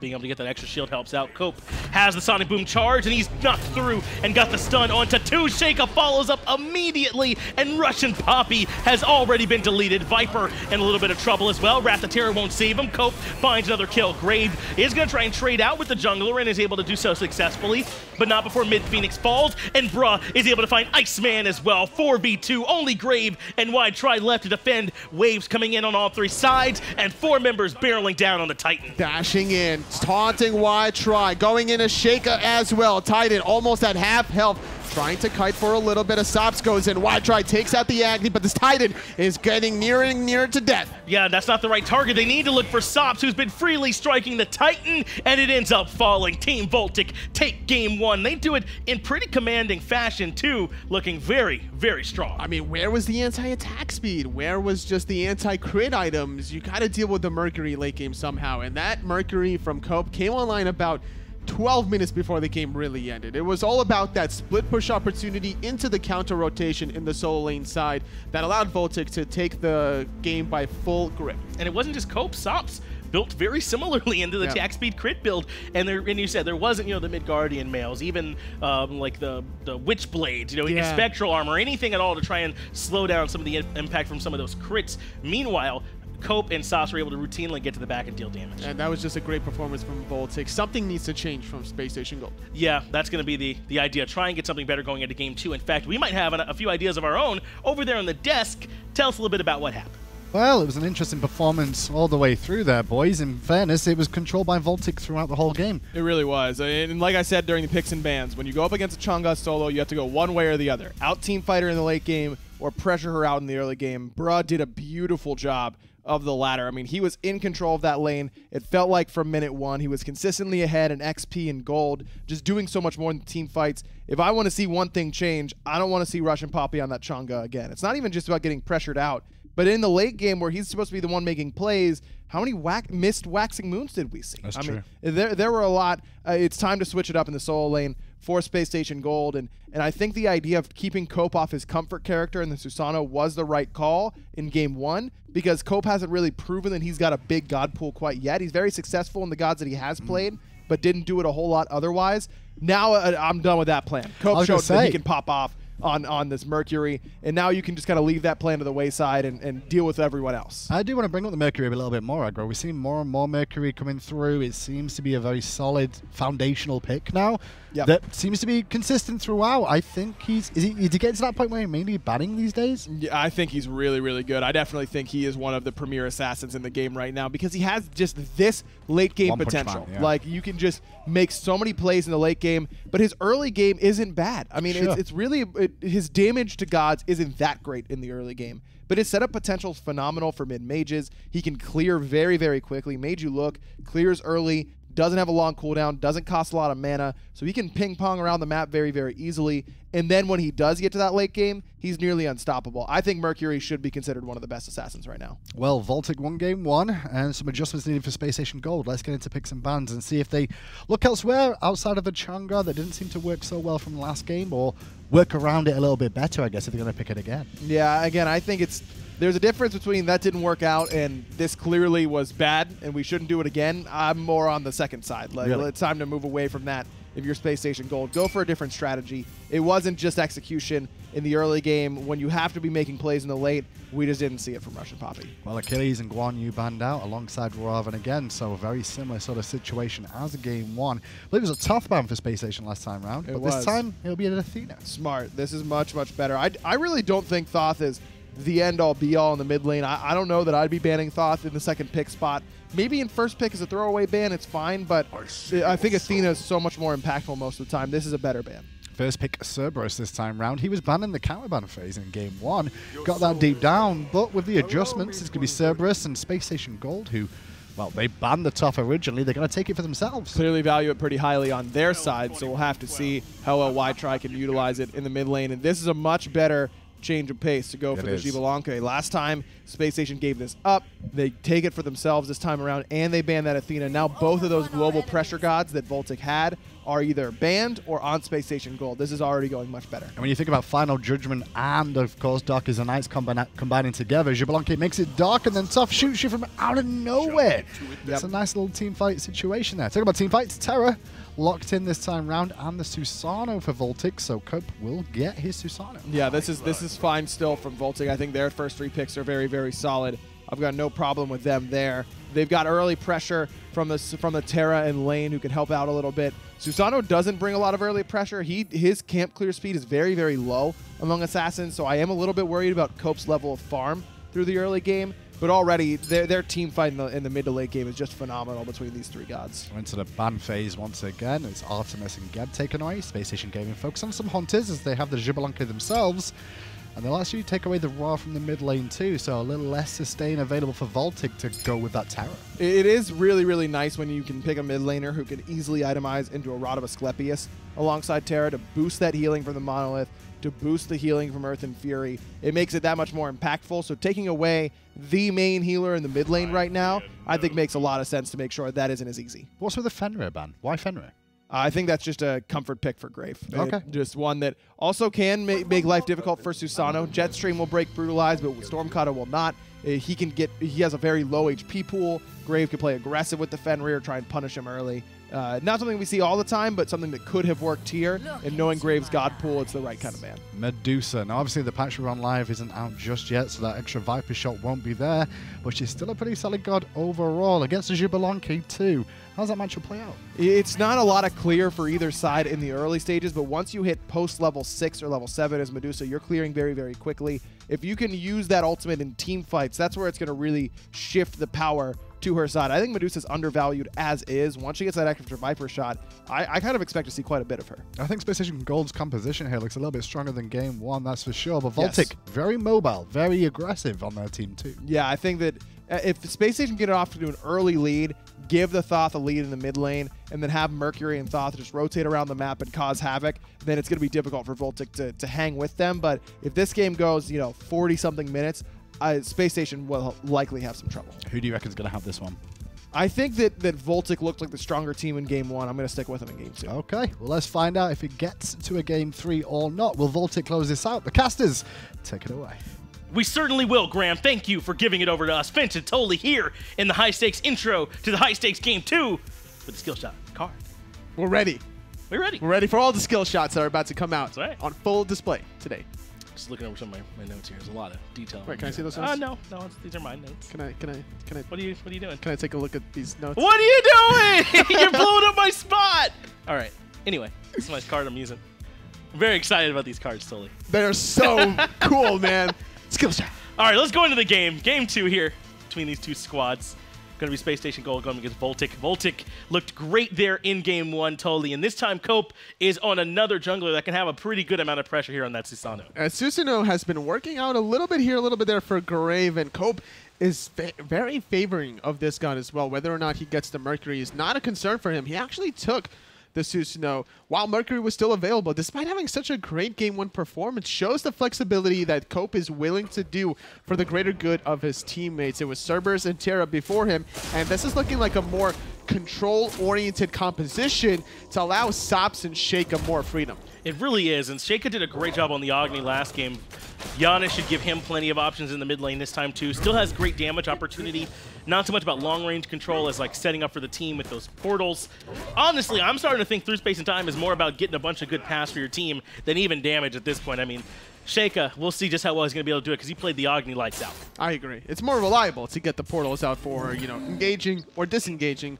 But whenever you do time it well enough to apply the last hit, that's always a great feeling. There's very few abilities that feel solid when you get a kill, and Through Space and Time is amongst the highest of them. It really does feel great when you're able to get that. Maybe that's why Ryan likes mages. A lot of those mage ults feel really good, like Raw Snipe when you're able to get those hits, And you only get like, you only got to hit one ability every 45 seconds, so it is right in his range. That's like more than we can ask for him to do. It's a good climax feeling when you play the mages. That's what it is. That's exactly it, yeah. gonna check out my notes real quick. Sheikah, a little bit of trouble in the mid lane. Major look coming out from Grave. This time, though, the jungler's a little bit even early. Remember the starts that Cope and Sheikah did in game 1 kind of netted them early XP advantages over Grave and White because they split a little bit more. At this time, though, it doesn't seem like that's going to be quite the case. They're still pretty even. Cope's a little bit out in front, but not quite like what we saw in game 1. Definitely not, and that's mostly because it was Grave that used a lot of mana in the earlier stages of the game in his little scuffle in the solo lane, but this time around it's been more damage onto Cope than anything else. Russian Poppy electing to stray away from the Chang'e. I like the way Bra's positioned himself. He's angling himself diagonally from Russian Poppy and not straight head on, because that would have aligned him closer to the tower. So you always got to be mindful about not only your position, but the opponent's Sobek's one to make sure you avoid any sort of tower shots. Oracles are going to go over to the dual lane, Viper and Iceman. That's a little bit of neutral farm they're going to grab over Sabbath and Sop, so keep an eye on who might hit a level first. Wytry goes in aggressive onto Cope, comes in with a special delivery, and is able to blink back through. Cope survives, and remember, he's got blink. There's no beads to get him out of that one. Great job staying alive. Ooh, trying to avoid some of the hieroglyphic assaults. Only 2 was necessary to find the kill, but forcing both Sheikah and Cope to back. It's going to be a good look. Actually, Sheikah will cancel it out for the moment. He has enough for at least 1 unstable vortex. He's going to try and maximize it here up against this wave. Doesn't want to lose all this farm underneath the tier 1 tower when he can grab some of it for himself. Meanwhile, Cope was able to back and go get the speed buff by himself too. Now Grave is going to go grab his before he backs. Looks like I was thinking there might be an opportunity if they want to go try and force a fight while they're low, but looks like Grave going to go right to it and then back. And then Sheikah backs, allows Wytry to get more mid pressure. Left side mid Harpy still available for Space Station Gold. That's been controlling some of these middle objectives. Hitting level 5 first will be the Thoth. Actually backing before the left side mids, despite getting that tier 1 mid tower. All right, he does cancel it out. He recognizes the true potential of the mid-max farm. It's better to get farm than not. That's very true. I'm pretty much on board with that logic at this point. Squeeze in another wave before backing. One more wave. Collect some more shards before forging. Always want to go back with 200. At least. That max. But in this case, they were able to grab, you know, a little bit more farm here. But I'm thinking it's pretty interesting that Cope is going with the blink. There's a ton of control on the side of Space Station Gold, even early. I mean, if Viper rotates over, Wytry has the evade and punish, Grave with a special delivery and Sonic Boom, he's got to be very, very careful. It's very true, but the blink is also good for cleanup. You don't always have to be the one engaging. Let Sabbath do the dirty work, and then Cope can play cleanup. The way he was playing the Mercury last game, it was mostly cleanup towards the late game, and this could be the same situation. Look at the solo lane, though. Grave aiming his ultimate down the lane. And is able to find Bra and the special delivery to keep him in the lurking in the waters. Bra does still have the jump, but Pluck brings him right back into trouble. First blood for Grave. This time, he's the one on the Mercury, and off to the good start. Well-timed gank out of Grave. Blue buff about to respawn for him as well as Cope clearing out the solo lane. Gonna lose about 2 minions worth of gold, but still grabbing all 6 worth of experience. That's so difficult when you ult that way from the top of your own tower line to try and avoid. But actually, they want to go aggressive. Oh, the lazy they drop back. the ultimate on the Viper while he's trying to back. They do get the stun. Dharmic Pillars comes out along with the ultimate from Iceman. Somehow, some way, wow. Viper has escaped. The sprint just barely in the nick of time. Sabbath actually used his sprint as they were turning the corner on the purple buff, and that wasn't a trigger enough, apparently, for Speed Viper. buff. But yeah, look at the speed buff that got stripped away. SSG making the plays at game number 2. They already have regrouped in a big way after that game 1 loss. In fact, special delivery throws Cope right towards Russian Poppy, who's made the rotation over to try and bother this jungler. Remember, no bead, so they're free to get that whole CC chain off. It's just not quite enough damage. Cope not having the greatest games, but he has not died quite yet. Barrage jumping over the wall, only to find out that those back camps were already completed. Russian Poppy with a 1-level advantage on the Sobek, regrouping with Grave. That's been making a quick 180 from game 1 to game 2, piloting this Mercury now. What a swap up, right? From game 1 where it was the mage into the warrior. Now it's just double guardian. They just decided, you know what? You know, we'll just keep everything kosher over here in the solo lane. We'll both play guardians and everything will be chill early on. We don't really have much kill potential, and instead of like the Chang'e Kukulin matchup where they were just constantly like fighting it out. Now, I think that Susanoo versus Mercury in general is a very even early game matchup. It all comes down to who has more presence in mid lane, and fortunately for Space Station Gold, the Thoth heavily outweighs Giannis, especially with the early build from Sheikah. Well, that was, again, the evade and punish into the special delivery. Cope does end up falling to Y-Try's damage there in the mid lane. Grave, I hate to harp on it, but again, punishing the lack of beads. This time Cope falls. It's his first death, but Space Station Gold have been looking for that repeatedly. Sometimes you gotta always assess every game differently than the next, and this situation against the Mercury and the Thoth, even Ganesh, not going beads, super risky.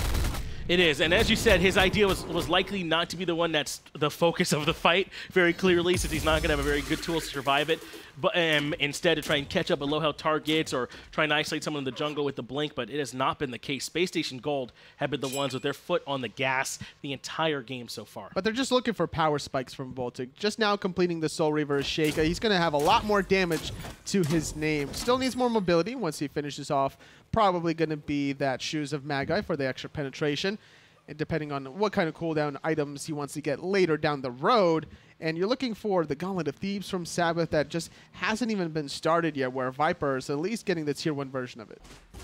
Could be some trouble in mid lane. Sheikah's low. Through space and time used aggressively as he was already out.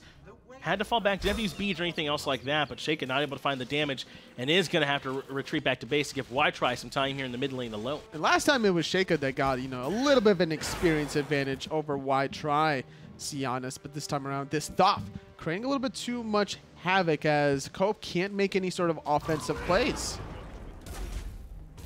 Y-Try, now level 9. Getting a little bit ahead of Sheikah here in the middle lane, and it does kind of feel like it comes down a little bit to some of these choices made by the jungle mid. I mean, they were the ones that got ahead, or rather, at least the jungle solo were last game, but this time, Space Station Gold doing a much better job of keeping even in those matchups. Trouble for Cope again. Evade and punish just barely does not land. Typhoon is used for the knockup, but comes through with the sonic boom in the final judgment. Cope falls yet again. But did they overcommit there? Because here comes Sabbath. He could look for somebody from a distance, but without the rotation from Bra, VOLTIC are not going to try to get any answers in. They really have made Cope the target here. And I think that's why you were right to point out what Cope's strategy was, because it's not so much a mistake by Cope. He knew he was going to be a little bit more vulnerable, yes, but Space Station Gold have made the adjustment to make Cope the target every time. Now, the thing was, the way Cope was playing the first game, after the first speed buff invade, he could have looked for second or third, but he elected to slow it down himself and look for farm. And with that kind of patience, I'm questioning and scratching my head. I'm like, all right, so why doesn't he do the same in game number 1 by just passively farming, or I'm sorry, as in game number 2 by passively farming and look for the purification beads at level 1 and then look for the aggressive plays at level 12 with the blink?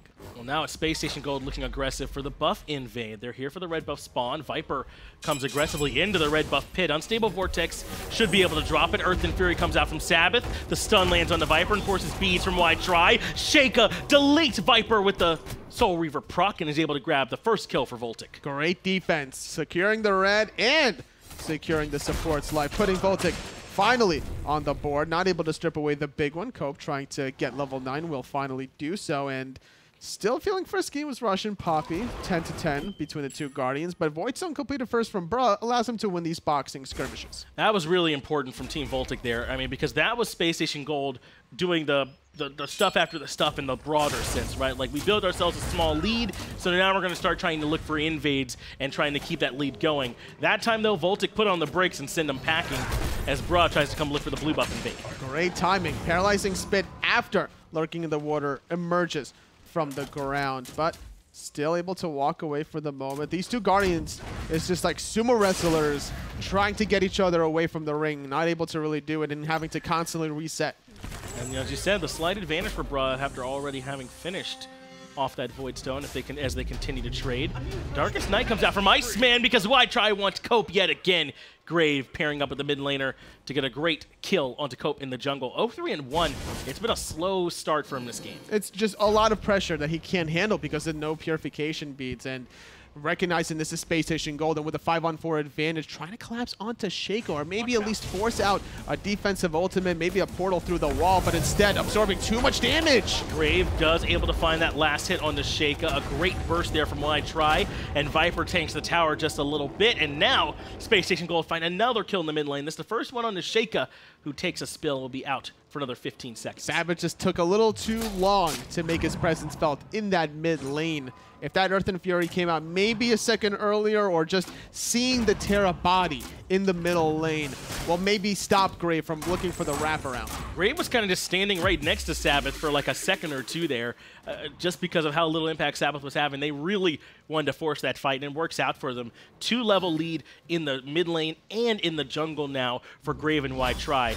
The only problem is Bruh still doing all right up against Russian Poppy. Has about maybe a half level or so lead over Russian Poppy. Just barely ticked her over to 12 first. Not able to really transition that, though, in some of these team fights. Looking for the proxy farm is Bruh, but on the flip side, Russian Poppy stealing away those back camps, which not only helps himself, but continues to deny Cope at the same time. That's a win for Space Station Gold in terms of the solo lane impact. The further they can keep back Kopi, I would say the better, as Grave does end up losing that trade. Sheikah deletes him, though, with unstable Vortex right to the face. And Soul Reaver proc. Hitting both orbs and the Soul Reaver proc is what makes Giannis so good. Not the easiest ability to hit, but point-blank range against the Mercury, that's what you need to do. Iceman drops the Darkest of Nights. That does force Sops back. In fact, that means aggression in the mid lane, and Sheikah is going to be the target. Final judgment from way downtown finds Sheikah. Cope has to retreat. Space Station Gold are the aggressors here in Game 2. They have already forgotten Game 1. That Dharmic Pillar was actually tried to use to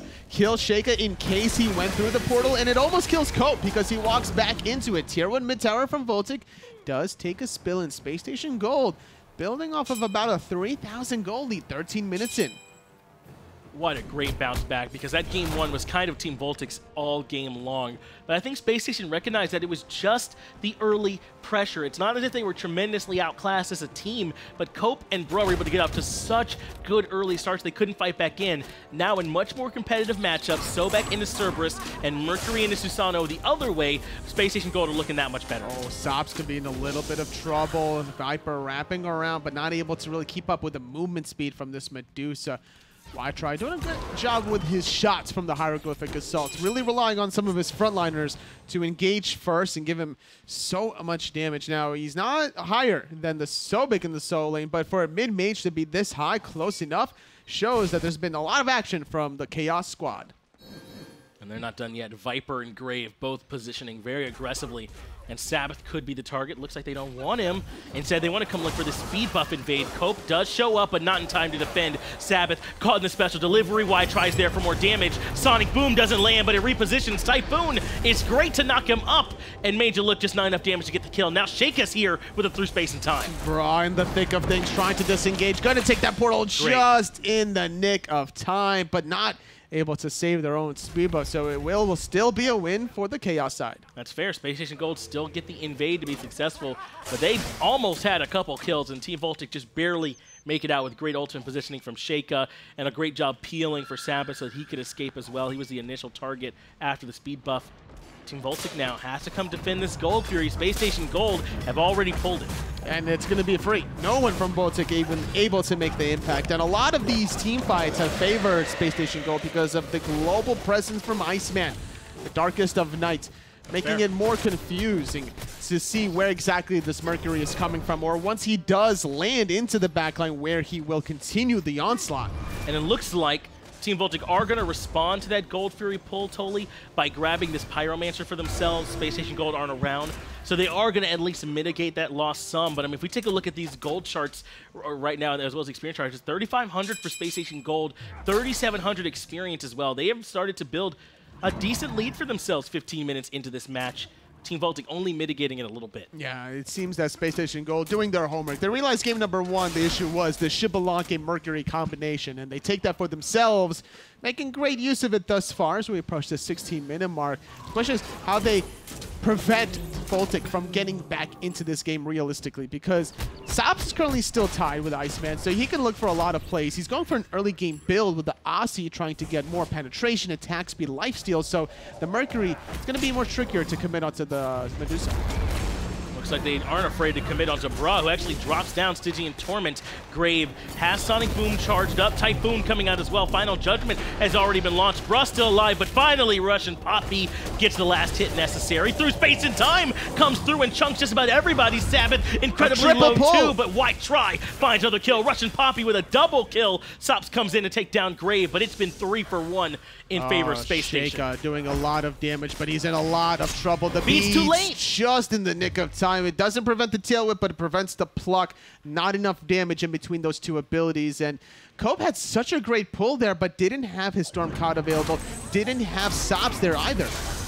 Why try going in aggressive? Sops almost able to trade this one out, but gets plucked back in. Iceman right there with the autos, and Russian Poppy gets the kill credit for it. Just sticking around a little bit too long as Team VOLTIC and Space Station Gold are lurking around in the jungle, punishing anyone who's still there. Such an unnecessary death from Sops. With Beads and Aegis, you can't be dying in that spot. You gotta Beads the pluck and look for at least aggressive play to secure the kill. You did all that damage only to be Aegis away. If YTry dies there, that 5-0-4 record is just going to give more gold back into Sop's pocket to get him into the late game stages. And Space Station Gold are even getting relics. Like, all they want to do is be able to team fight. It's Beads, Aegis, for Grave, YTry, and Iceman, all the carries, and then 2 shells coming out. They're going to be able to survive any of that burst as long as they get it off, you know, preemptively. And then even the sprint to keep them moving. I mean, I love the way they've gone with these relic choices. Space Station Gold are going to stay alive, and they're going to be able to play this aggressive. And with this kind of a lead, I expect nothing less from the black and yellow SMITE minor league team, trying to get their second set victory. Keep in mind their only one was in week number 1 against Pablo, losing to Very Nice to Me, no surprise, but then losing to Anxiety Onset and Cryptic in week number 2. Probably should have bounced back from that week 1 deficit. And Space Station Gold are showing us here they might be a little bit stronger than that record. As you said, perhaps expected to win 1 of those sets, if not 2. Brotho in a little bit of trouble. Final Judgment along with the tail whip knockup. Stygian Torment, but he is all alone. There's nowhere for the dog to go. Grave ends up putting him down, unfortunately, and able to find the kill. 5v4 now. Space Station Gold are going to grab the Tier 1 tower in solo as well. That's how you know a team is really far ahead, when they're able to commit that long onto your enemy solo laner without any sort of retaliation or punishment. Gold Fury's still down. VOLTIC are not committing to this dual lane gank quite yet, but Cope making the rotation. This could be his first real gank attempt all game. He is lurking in the purple buff. The pings are perfect. He knows exactly where Iceman is. Who's being very patient. Blink over the wall. Iceman seems to recognize this has happened, but can't get away from unstable Vortex. Sheikah right there with him. A big commitment, and they do put down the Xbalanque Hunter, but look at the rest of Space Station Gold. They're going to start up this Fire Giant. And honestly, VOLTIC can't defend it. Might as well go for the Tier 2 tower. I like this call from both teams. You can't save the Hunter, you go for the opposite objective, and vice versa. You can't stop the objective, you go for the other one, the Tier 2 tower. Gonna minimize some of the bleeding here. Space Station Gold are only up about 6,000 gold now.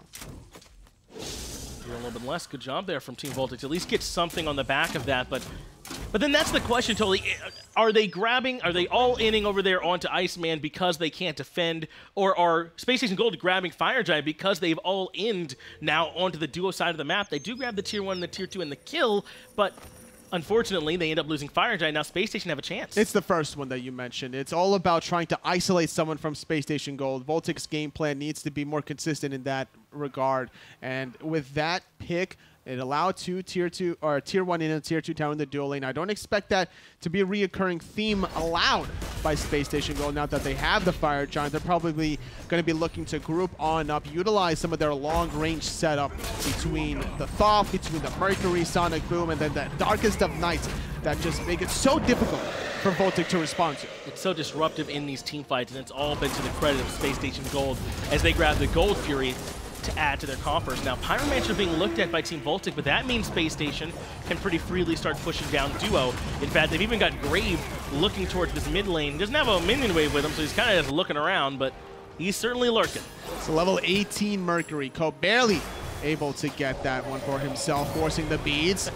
Then the Typhoon. Sonic Boom being used just for the CC immunity. Cope can't fight into this. He had to stop moving during the Darkest of Nights, and that gave an opportunity, even with the missed Sonic Boom, for Grave to get the kill, for the Tier 2 tower to fall in duo. And Space Station Gold are going to keep right on pushing. They want the Phoenix. Bruh is here, Sabbath, to provide some control as well. But Sop still making the rotation. They don't have the damage yet from Sheikah either. And now Bruh's in trouble. Special delivery sends him back with through space in time, deletes Russian Poppy, and hits the back line too. Big ultimate from Sheikah. Without the front line, Sobek, no more plucks. A 4-on-4 gonna scare away Space Station Gold. No Gold Fury for them for another 4 minutes. Gonna back on out, reevaluate how they want to do this. They don't really have sustain in their composition, so they're just relying on the Fire Giant for now. And that's still plenty of time for them to regroup and maybe look for the Tier 2 tower for a minute 40-second Fire Giant buff remaining. And an interesting note, because Iceman's the one they gave up, he doesn't have the Fire Giant buff. Perhaps the most important member to have it as Bruh continues to aggress. Stygian Torment only hits Viper, the stun lands, but Dharmic Pillars means no one can aggress. Now Bruh might even be a little bit of trouble.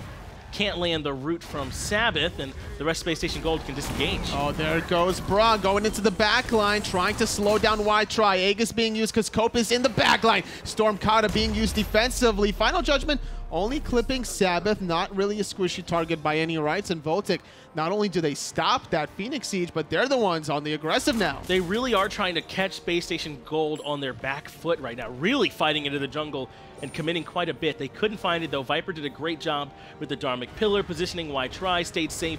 He did, though, have to give up the beats and the Aegis, Tony. It's very true, and I'm looking at Russian Poppy's build. He has a lot of defenses across the board, but not that much health. Realistically, I'd like to see him get a little bit more health options to be able to survive that big burst of through space and time.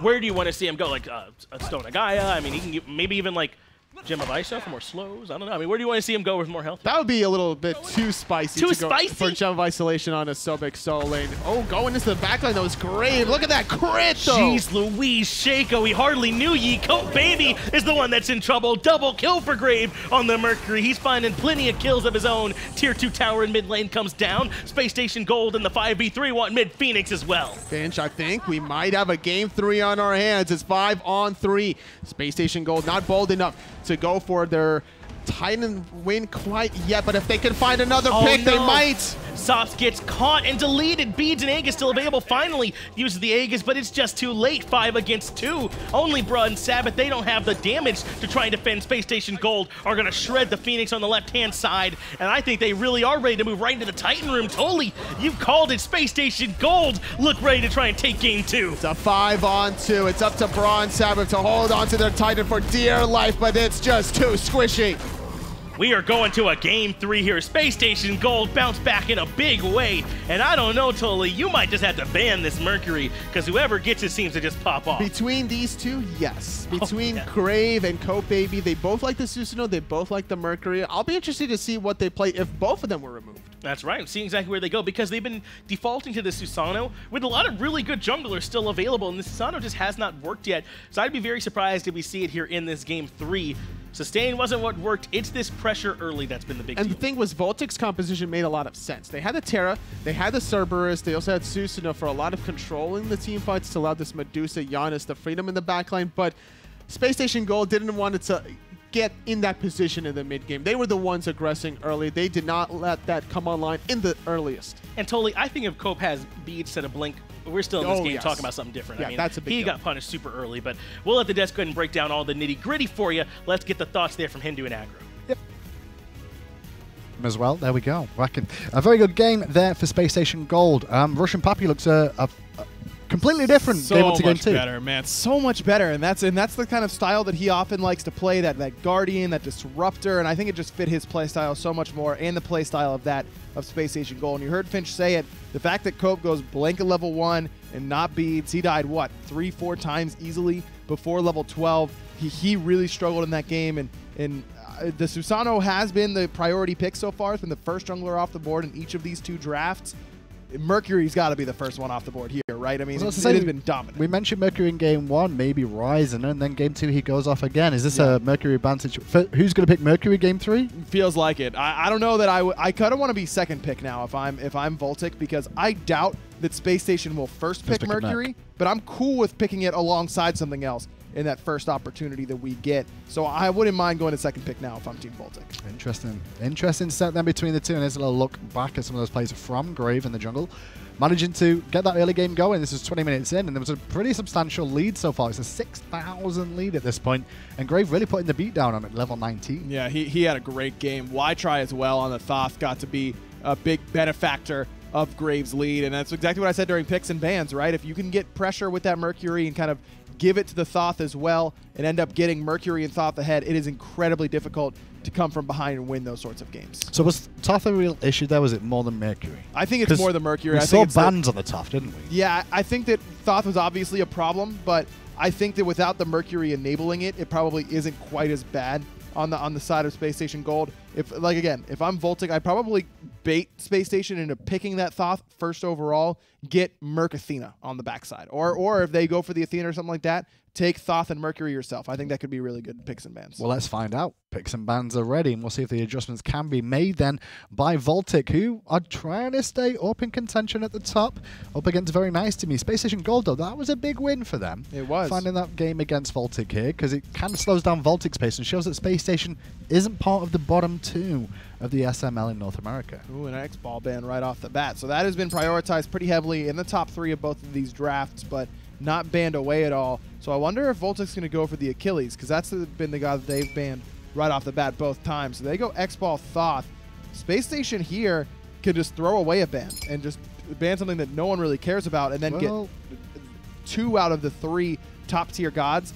I don't like the Athena ban for that reason. Unless they feel like Athena is that much better than getting Achilles and, Terra or Robin or Thoth, whatever, for yourself, then that could have been the right call, but I don't know that I agree with that. I think I would have let VOLTIC take Athena or Achilles, then you get Athena plus Mercury or whatever you want in that spot. Well, it's going to be Cullen early on from Space Station Gaming after VOLTIC did pick up the Achilles. What will join it, though? Because obviously Thoth not available this team. They've got to take the Ganesh again very early on. I don't understand this. This should be an easy Mercury pick for VOLTIC, right? I mean, that has been the end-all be-all of this draft so far in this set.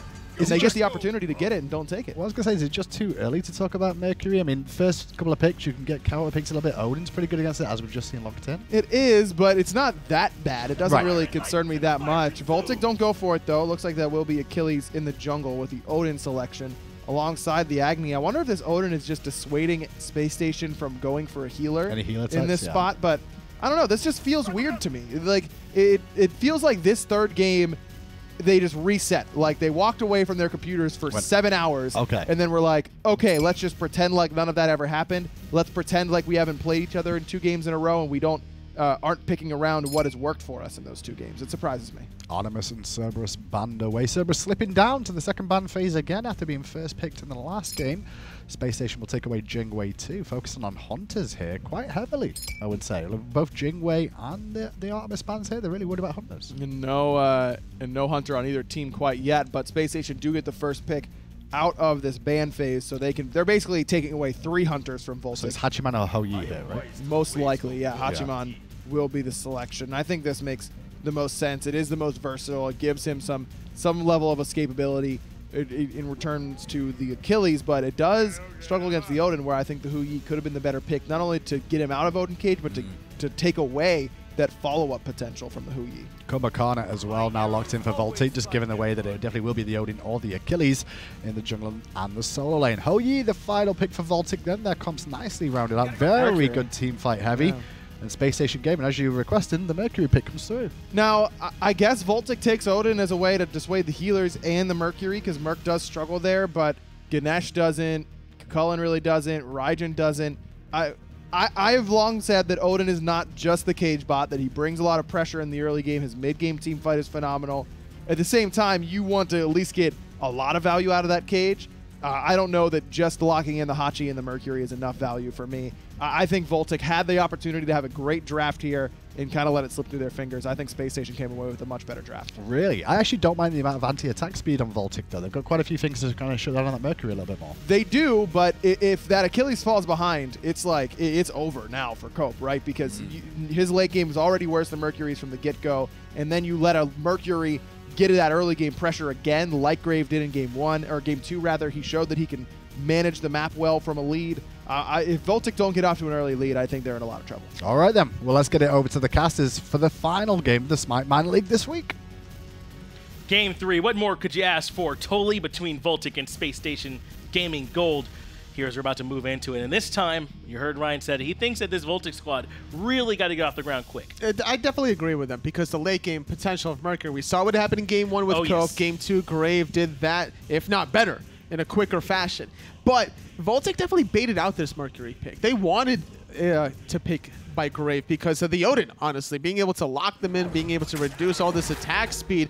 I think that Cope playing the Odin, surprisingly enough, not the Achilles, is looking to really isolate Grave and maybe follow him across the map. And I like this too. He doesn't even have to necessarily hit Cope with the cage, but if the fight's in the cage, now he can't sonic boom through it. Yes. You know what I mean? So it's very disruptive to what Grave's going to be trying to do in the Mercury. It's not so much like, oh, he's in the cage and he can't go anywhere. It's more that it really ruins a lot of what he likes to do. A lot of sprint into counter sprint. Iceman taking a decent amount of chunk of his health, forced to go into that early health potion. Sops and Sabbath winning that small exchange. Raijin, though, or rather White, try on the Raijin, is going to be going with that Bancross Talon rush start that we've seen a little bit more of. Paul plays this one a lot now up in the SPL, and when you want to be aggressive in the mid lane, this is kind of the way to do it, foregoing the Mage's Blessing. Is White Try going to be looking to play aggressive here on this Raijin? It definitely feels that way with 60 magical power, but in the dual lane, more aggression from Sabbath and Sops. The root from Sabbath just guarantees so many basic attacks, and Viper needs to respond to that by blocking some of these basic attacks out of Sops, but obviously he doesn't want to get double rooted.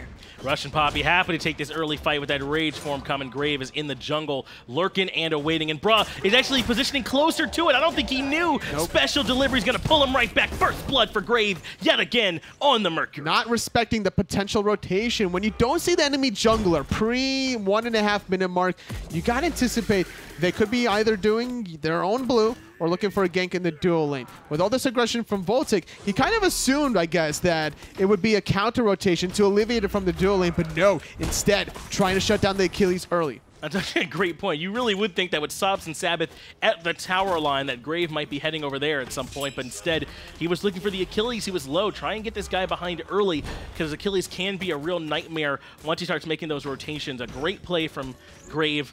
Away from the Odin cage, by the way. It doesn't have it yet, obviously, but, you know, trying to have some influence away from Cope. And he might have been making that rotation, but it was a hot, audible play considering how low both Bra and Russian Poppy were. And he wasn't committed to the red buff or the blue buff anyway, so Grave making the snap correct decision to bounce from the left towards the right lane.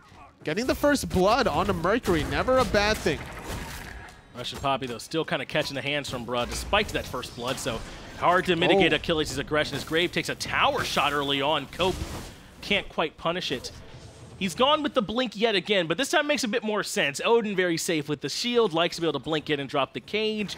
Or not that the blink didn't make sense last time, but he's definitely going to be safer without the beat on an Odin than the Susanna. And it was just on cooldown. He's going to be able to use it again. I'm not sure where the action was, but he's looking to definitely get it off the ground sooner rather than later. Russian Poppy still trying to trade blows with Bra, but despite dying early, there is a slight advantage in the fact that you're able to refresh your health chalice stacks, and that's where Bra's been able to at least turn on its head as Bra able to avoid the ground slaying from Russian Poppy and still look for more poke. Even coming back to the lane with that breastplate, the tier 1, getting that 20 physical protection.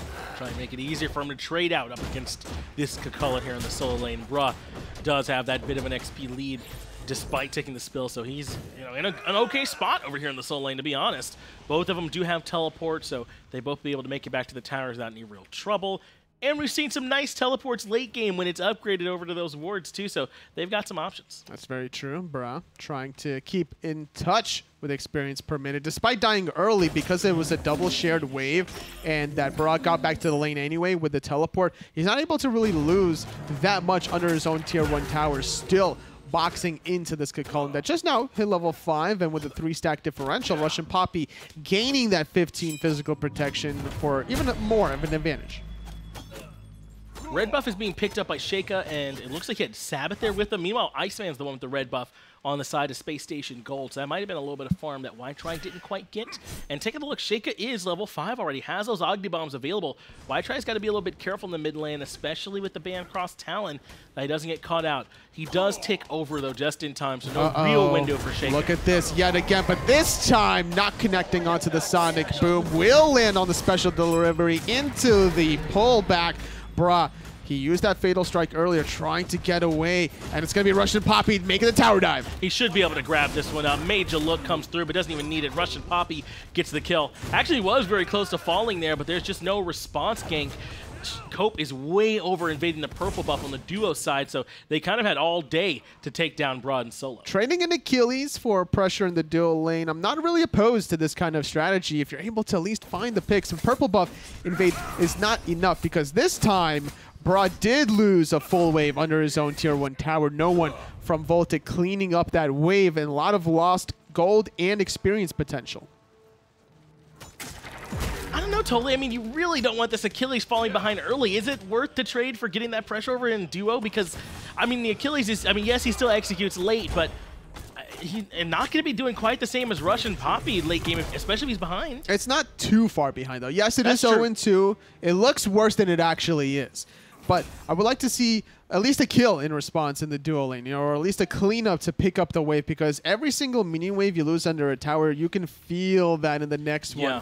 Getting the level 9 before your opponents, you're able to make a play off of it, getting to level 12. There's these little power spike plays that enemy players can really take advantage of if you fall too far behind. And that's why Cope trying to alleviate that right now. He is indeed going to be coming to play aggressive. It's just going to be on the solo lane instead, and Grave nowhere around. Fatal Strike misses. Russian Poppy is able to make it back to the tower line just fine. Great job surviving the 2v1. Bra needed to hit that Fatal Strike. Russian Poppy was just on the verge of transforming, so that would give him that secondary escape, and that's all he needed was a second chance, even being so confident to go back in. Ultimate y'all using the mid lane there by Grave, but they can't catch out Sabbath. He just kind of walks away with the sprint, and they drop the Tycho drums and the Durham Pillars. A ton coming in the mid lane to get nothing. That's true. I tried no mobility, not able to really get in position to apply the Tycho drum damage despite having so much range.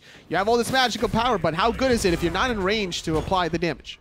That's 2 in a row, actually, on a commitment from Space Station Gold in mid lane that does not find Sabbath, and a commitment from VOLTIC with Bruh and Cope that does not find Russian Poppy. So a couple ganks that don't quite land. But I don't know. I mean, I'm going to give Bruh some credit. The Fatal Strike's not the easiest thing in the world to hit, but you just definitely got to find it there, as Sheikah does take down Y-Try. Oh, gonna find the rune afterwards. No, not committing to the tier 1 tower, because right beside him is going to be Grave looking for the special delivery. Major Look applying a little bit of poke onto Sheikah, but you gotta respect Sabbath's ability to peel. This Kumbhakarna, no joke. And you gotta think that the draft from VOLTIC is already anticipating the Mercury last pick. The Kumbhakarna, the Odin, Agni being able to disengage a lot better. Oh, again! And Russian Poppy is going to live again. That's twice now. Bruh has missed some kills in the solo lane that he very much needs. Could have gotten way out in front as Russian Poppy jumps over the shield attack there from Bruh in the solo lane. It's still doing good. That's gotta be, he's gotta be feeling that one. Honestly, missing the first one, okay, makes sense. But the second one, it's honestly just too close. And you're setting yourself up for that point. I don't think that Russian Poppy really back to base very often this game. Maybe twice in total in the 7.5 minutes. And this one level advantage, look where Grave is. He's gonna look for a one-on-one play. And he's found it underneath the tier 1 tower. An easy cleanup for Grave, hitting that sonic boom from long range, and Bruh now takes his 3rd spill of the game. But you did highlight it totally. He's not that far behind. Look at Cope. Despite these 3 kills. Cope looking for a return play. He blinks in. He gets the ultimate off. Jumps in place. The special delivery, but the archers will clean him up. They just had the shots. Did those archers able to take down Grave? So Cope makes a good rotation, but Russian Poppy is not done diving himself. He's got to be careful taking tower shots and the teleport coming out from Bruh. Russian Poppy is able to get out of there, but not find Cope. A great retaliation. We were talking about it before. If there's going to be a death in the solo lane, somebody has to clean up. Bruh dies. Cope comes in for a response. Just enough archers to get the kill. I wasn't sure if there were archers enough because that was just off screen. The one lonely archer to be the hero. He's got the blessed bow or something. I don't know, totally. He knows what he's got doing. That long bow. That long bow. He's been in minion training school, shooting apples, shooting dummies, waiting for his big moment to shine, and he does indeed find it. Able to help clean up that kill for Cope. We very much needed it on this Odin. Now has a bit of an experience lead over Grave in the jungle to help out. Level 10 now on Cope, which is a little uncharacteristic for an Odin to be that, or a little ahead rather of a Mercury. A sprint defensively from Space Station Gold. Really afraid of these Agni bomb stunts. Sheikah's damage is pretty real at this point on this Agni already, and they got to respect it, so they do drop the sprint. Maybe just a tiny bit too cautious there as they give up that sprint, but I mean, did they need to use it anytime soon? Just make sure everybody disengages. Well, now it's going to be a 2-minute window where VOLTIC can use their own sprint to look for a secondary play with Sabbath, bruh. Holding on to his Fatal Strike, still Russian Poppy, and about that 70% health threshold. Brock can definitely do a lot of damage with another stun. Cope's in left, though, and he's looking to go aggressive. Sops is actually the one that's under siege, so Cope's going to come in the backhand side, drops down the Suns. Iceman is stuck in the cage. He melts. Grave does find Sops, but now Sabbath is going to be looking for the Mercury, who does manage to just get away. Why try to find Sheikah in the mid lane, but Grave gets sent to his own grave, taken down by Cope. 2 for 2 thus far. Why try punishing Sheikah alongside Viper. Viper not rotating left lane. He was too busy making a play happen in the mid. A worthy trade, honestly. And Sops stays and holds his ground in the middle of the cage, really thinking that his sons would be just enough to bail him out. But he still had the opportunity to walk out the cage and still fire his shots through it. Big fight from over in the duo lane. Really, I thought it was initially Cope that was looking for the aggression, but Sops was in trouble, so it's a good thing Soaps was there, or rather Cope was there to keep things even for them.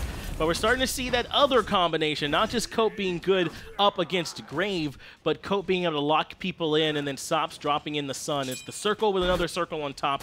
Not quite a Zeus ult, but still pretty good. It's very true, able to really make its impact felt as we approach the 11-minute mark. VOLTIC feeling confident to go for this early Gold Fury. Bombs raining in. No one from Space Station Gold nearby.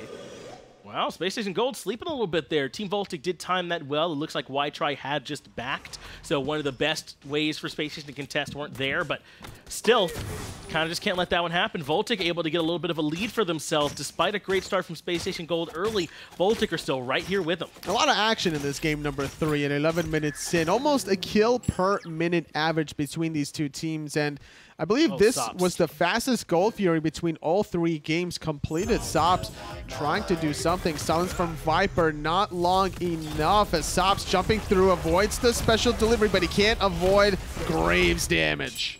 Just too big a rotation to come over to the duo lane. Nothing Sops really can do about that. Tries to jump back towards the tower, but survives. Fatal Strike hits this time from Braun, takes down Russian Poppy. I love it. He had Cope here for emotional support, so he was able to find the Fatal Strike that time. You know what they say, 3rd time's a charm. It took 3 tries, but finally, bruh, on the board there after the 3 deaths. Great beats from Sheikah, the counter stun, but he puts himself in position just long enough for YTry.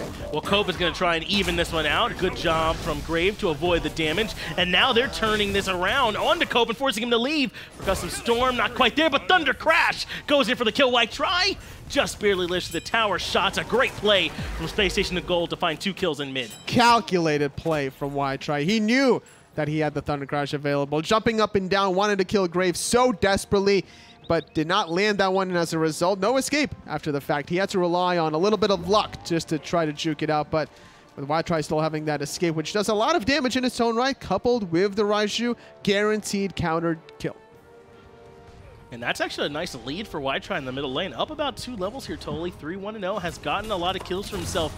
He hasn't even been doing a ton of rotating from the mid lane, right? It's not like he's gone over to solo or duo and found a bunch of kills. I mean, my man's just finding the action there in the mid lane. That's what you got to do. Whenever you rush to Bancroft's Talon, you're expecting the action and it just naturally unfolds. You're in a great spot now as you got your 2nd relic available first. If Sheikah had a 2nd relic, that Aegis would have been beautiful to survive that long distance Taiko drums, but no, shoulda, coulda, woulda. Sops runs away from Iceman. Left side mids going the way of Space Station Gold. Yeah, Sheikah's got to fall back here and give up those mid Harpies as the Grave YTry Viper combo is just too potent at this point in the game. Looks like he does have a chance to secure his own red buff at least. Space Station Gold are not looking towards that at this particular moment, so he is going to be able to pick that one up for himself. Still looking for any sort of action. It's going to be Cope as he positions himself towards the duo lane, but he's going to walk over this red ward. Space Station Gold, they're going to see this from a mile. Yeah, Cope not going to be able to find anything over here. Look at that. Just falling right back is Iceman. Cope, though, does have... yeah, maybe that's a counterbait, trying to get him to come in as Mercury Grave is waiting in the wings to try and get this fight started up. Does have that Sonic Boom charged and ready. Viper is trying to get him to come in. It's going to be the battle of these two junglers and the hunters. They can get one to pull the trigger first. Oh, I thought that he revealed himself just for the moment. Still aiming it down the lane. Finally hits out Sops, but the beats well timed. Cope, though, comes back in with the cage so they can try and trap Grave inside the Suns. Why try? Does make the rotation over this time, but Cope find Graves first. They turn their attention towards Sops, and Iceman blows him up. Sheikah on the backside has Why try. A gets not enough. Sabbath gets the last hit, and now Cope Baby able to take down Iceman. 3 for 1. VOLTIC on the board, trying to make it happen. Teleport from Russian Poppy, but he's just a little bit too late. Achilles making his rotation just to steal away the red buff. Bruh. Now getting the tier 1 mid tower. Gold Fury not due to respawn for another minute, and VOLTIC gonna get another 500 gold. This trade ends up working out in VOLTIC's favor pretty darn well. Space Station Gold have the kill lead. It feels like they have the momentum because they keep being the ones that start the fights, and they've been doing a great job getting all these picks, especially onto Bruh. But it doesn't seem to have affected VOLTIC very much. They got the Gold Fury. They're able to come find the tier 1 tower and get a big set of kills over in duo. The difference between this last team fight compared to the previous ones in the duel lane was Sops actually ran away from the Odin cage for safety purposes. After he dropped the Suns on top of himself, utilizing the synergy with the Odin cage, he realized, like, all right, I'm good. Let my Suns do the damage. I'm going to create another distraction on the north side. And that distraction bought enough time. Well, Why Try had his back turned towards Sops, aiming north, and from the south side came Sheikah with the bomb stunts. Perfect damage. By the time that the taiko drums faded away, Why Try already absorbed almost every tick of damage. And I like this from Team VOLTIC. I like this Odin pick in particular because it's not so much that Cope has shut down Grave. Grave's still doing fine, has 4 kills, been a part of 8 of the total for Space Station Gold. It's just early pressure for VOLTIC in their own right to stay even with Grave and not let this Mercury get ahead quickly. Trying to make something happen to the left yet again, catching Iceman in the cage. You can't run away from that one. Sun's perfectly positioned. Anga's going to buy him a moment with the beats, but Sabbath with the body blocks allows Sops a huge ricochet damage. And Space Station Gold didn't have a way in. Grave is actually pretty low and has to fall back. Why try? Tried to make the rotation over as well. Now the kill count all evened up, but the gold is anything but about 3K in favor of Team VOLTIC, and they want to make things even worse. Gold Fury being looked at now. Russian Poppy's here. Why Try still has the taiko drums. Viper here as well as Gold Fury now at about half HP. Look at Bra in the backline, creating the distraction, poking out Viper and Why Try at the same time. Stun into the epic uppercut. Landing is the elephant, creating a zone with the Dharmic Pillars, but Sops feeling frisky. Cope needs a little bit of help, though. He's been forced to disengage. Sonic Boom hunts him down and takes care of the Odin. Why Try now on the escape path himself. Sheikah finds the kill. Bruh with a quick flick for the kill over on Viper on the right-hand side. Now Grave in a little bit of trouble. Right there with him is Sabbath. Bruh gonna turn his attention back towards Russian Poppy. Needs to find the stun to prevent the transformation. It will do just that. It's 3 quick kills. Iceman actually reviving after that gank in the duel lane. A long 4-kill spree allows VOLTIC to potentially try for this Gold Fury yet again. Grave not interested in defending this one without the Sonic Boom. It's just been too clean from Team VOLTIC in these fights, totally. I mean, and what's going so well for them, because they start that fight off, Space Station Gold do, with that kill on the Cope. Grave hunts him down with the Sonic Boom. The thing was, it was already too little too late because Iceman was not a part of that fight after the gank in the duel lane. Yes, Sops goes down, but he already did all the damage that he needed to. That ends up favoring Team VOLTIC yet again. Gold Fury goes their way along with quite a few kills. Russian Poppy only just now respawning and rejoining the living. They've got about a 5,000 experience lead to go their way as well. And this is exactly the position that VOLTIC needed to be in. This Odin now is doing tons of damage. This Odin can feel very comfortable going in and absorbing a lot of damage as well and dropping that cage and setting up for Sops and Sheikah to rain their damage in from the backside. If this Odin had fallen behind, if Bruh had fallen behind, they'd be in trouble. But instead, Bruh has a 3-level lead and they're in a great spot. And it's interesting to see how he's been able to make that comeback. You saw how he was able to switch his target at the drop of a dime. He realized Why Try was guaranteed dead with all his teammates around him, so he flicks to Viper, gets another guaranteed kill, but Grave is probably guaranteed dead. Drops right back down, is able to try and dash away with that special delivery, but not going to be able to say the same for Y Try. Shaker right there for him. Russian Poppy now getting slowed, now getting executed. Bruh finds that. Another 2 quick kills for Team VOLTIC. This game has quickly fallen in their favor despite the great start from Space Station Gold. They're looking to Fire Giant, and no one from Space Station can even move into the Fire Giant pit.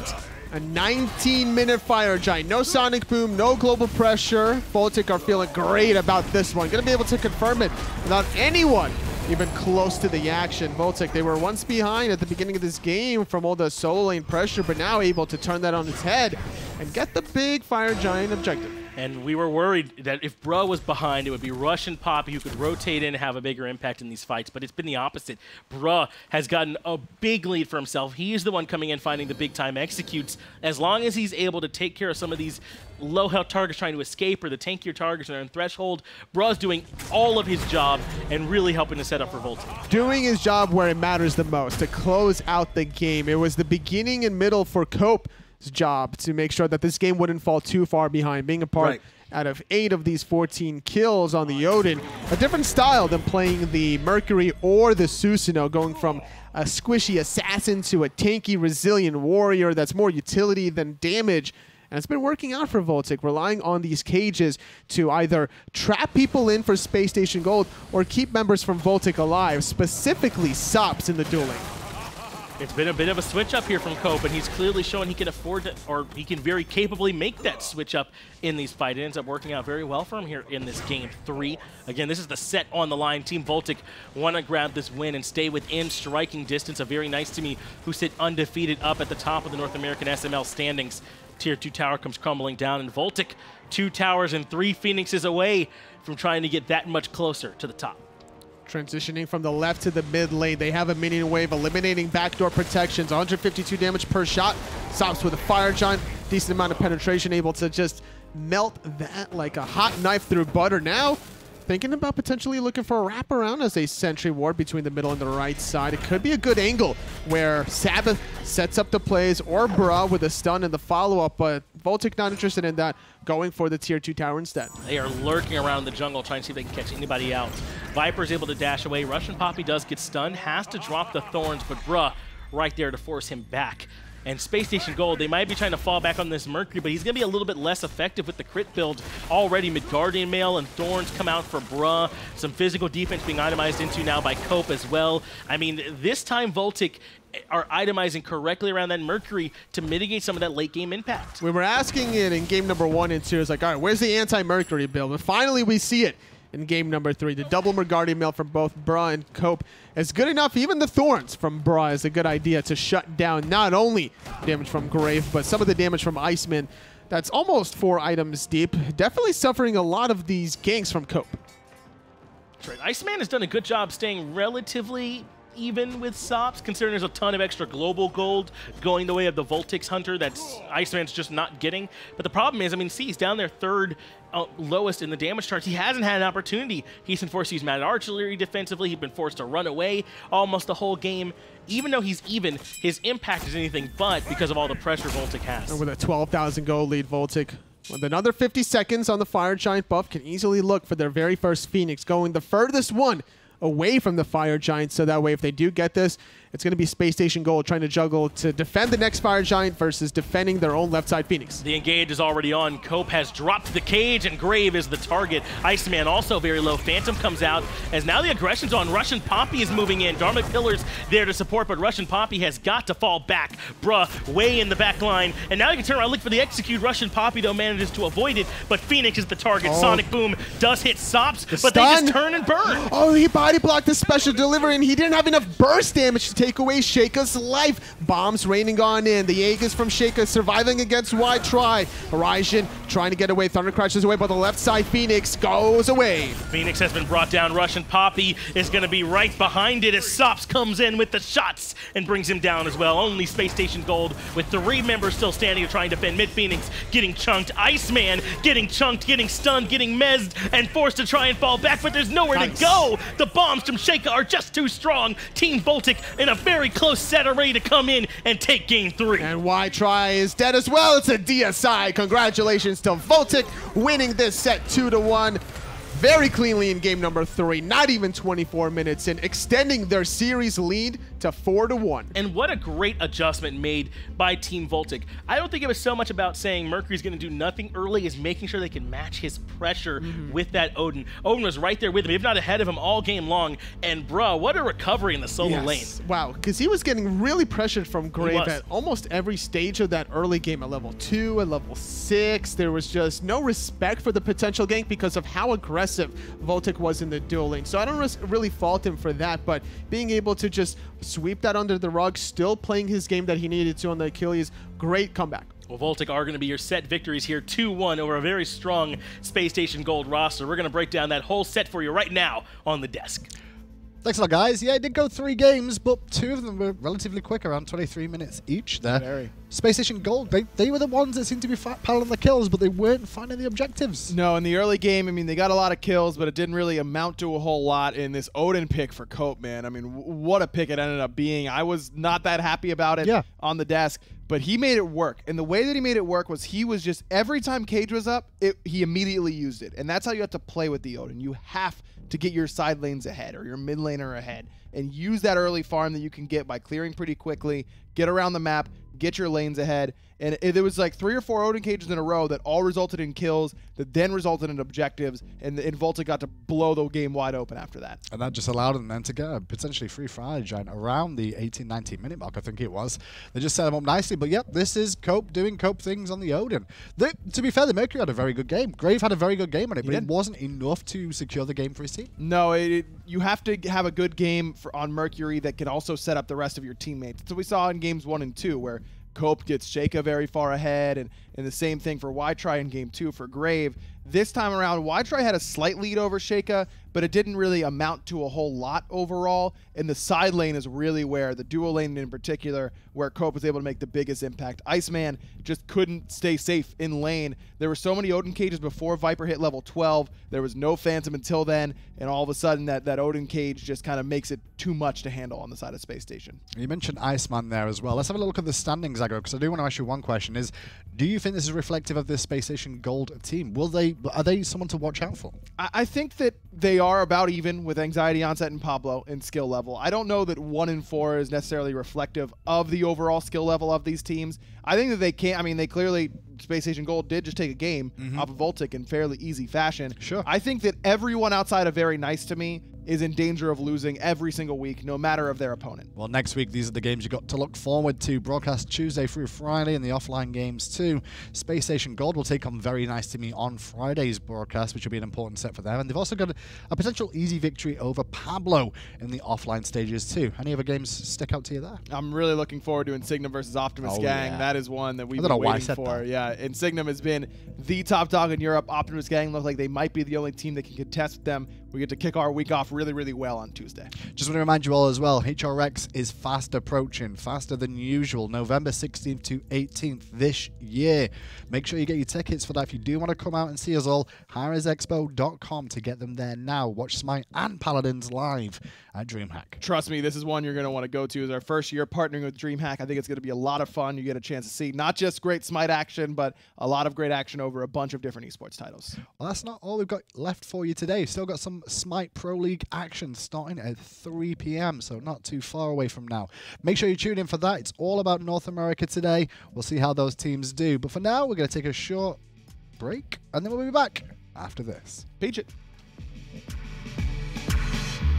They hear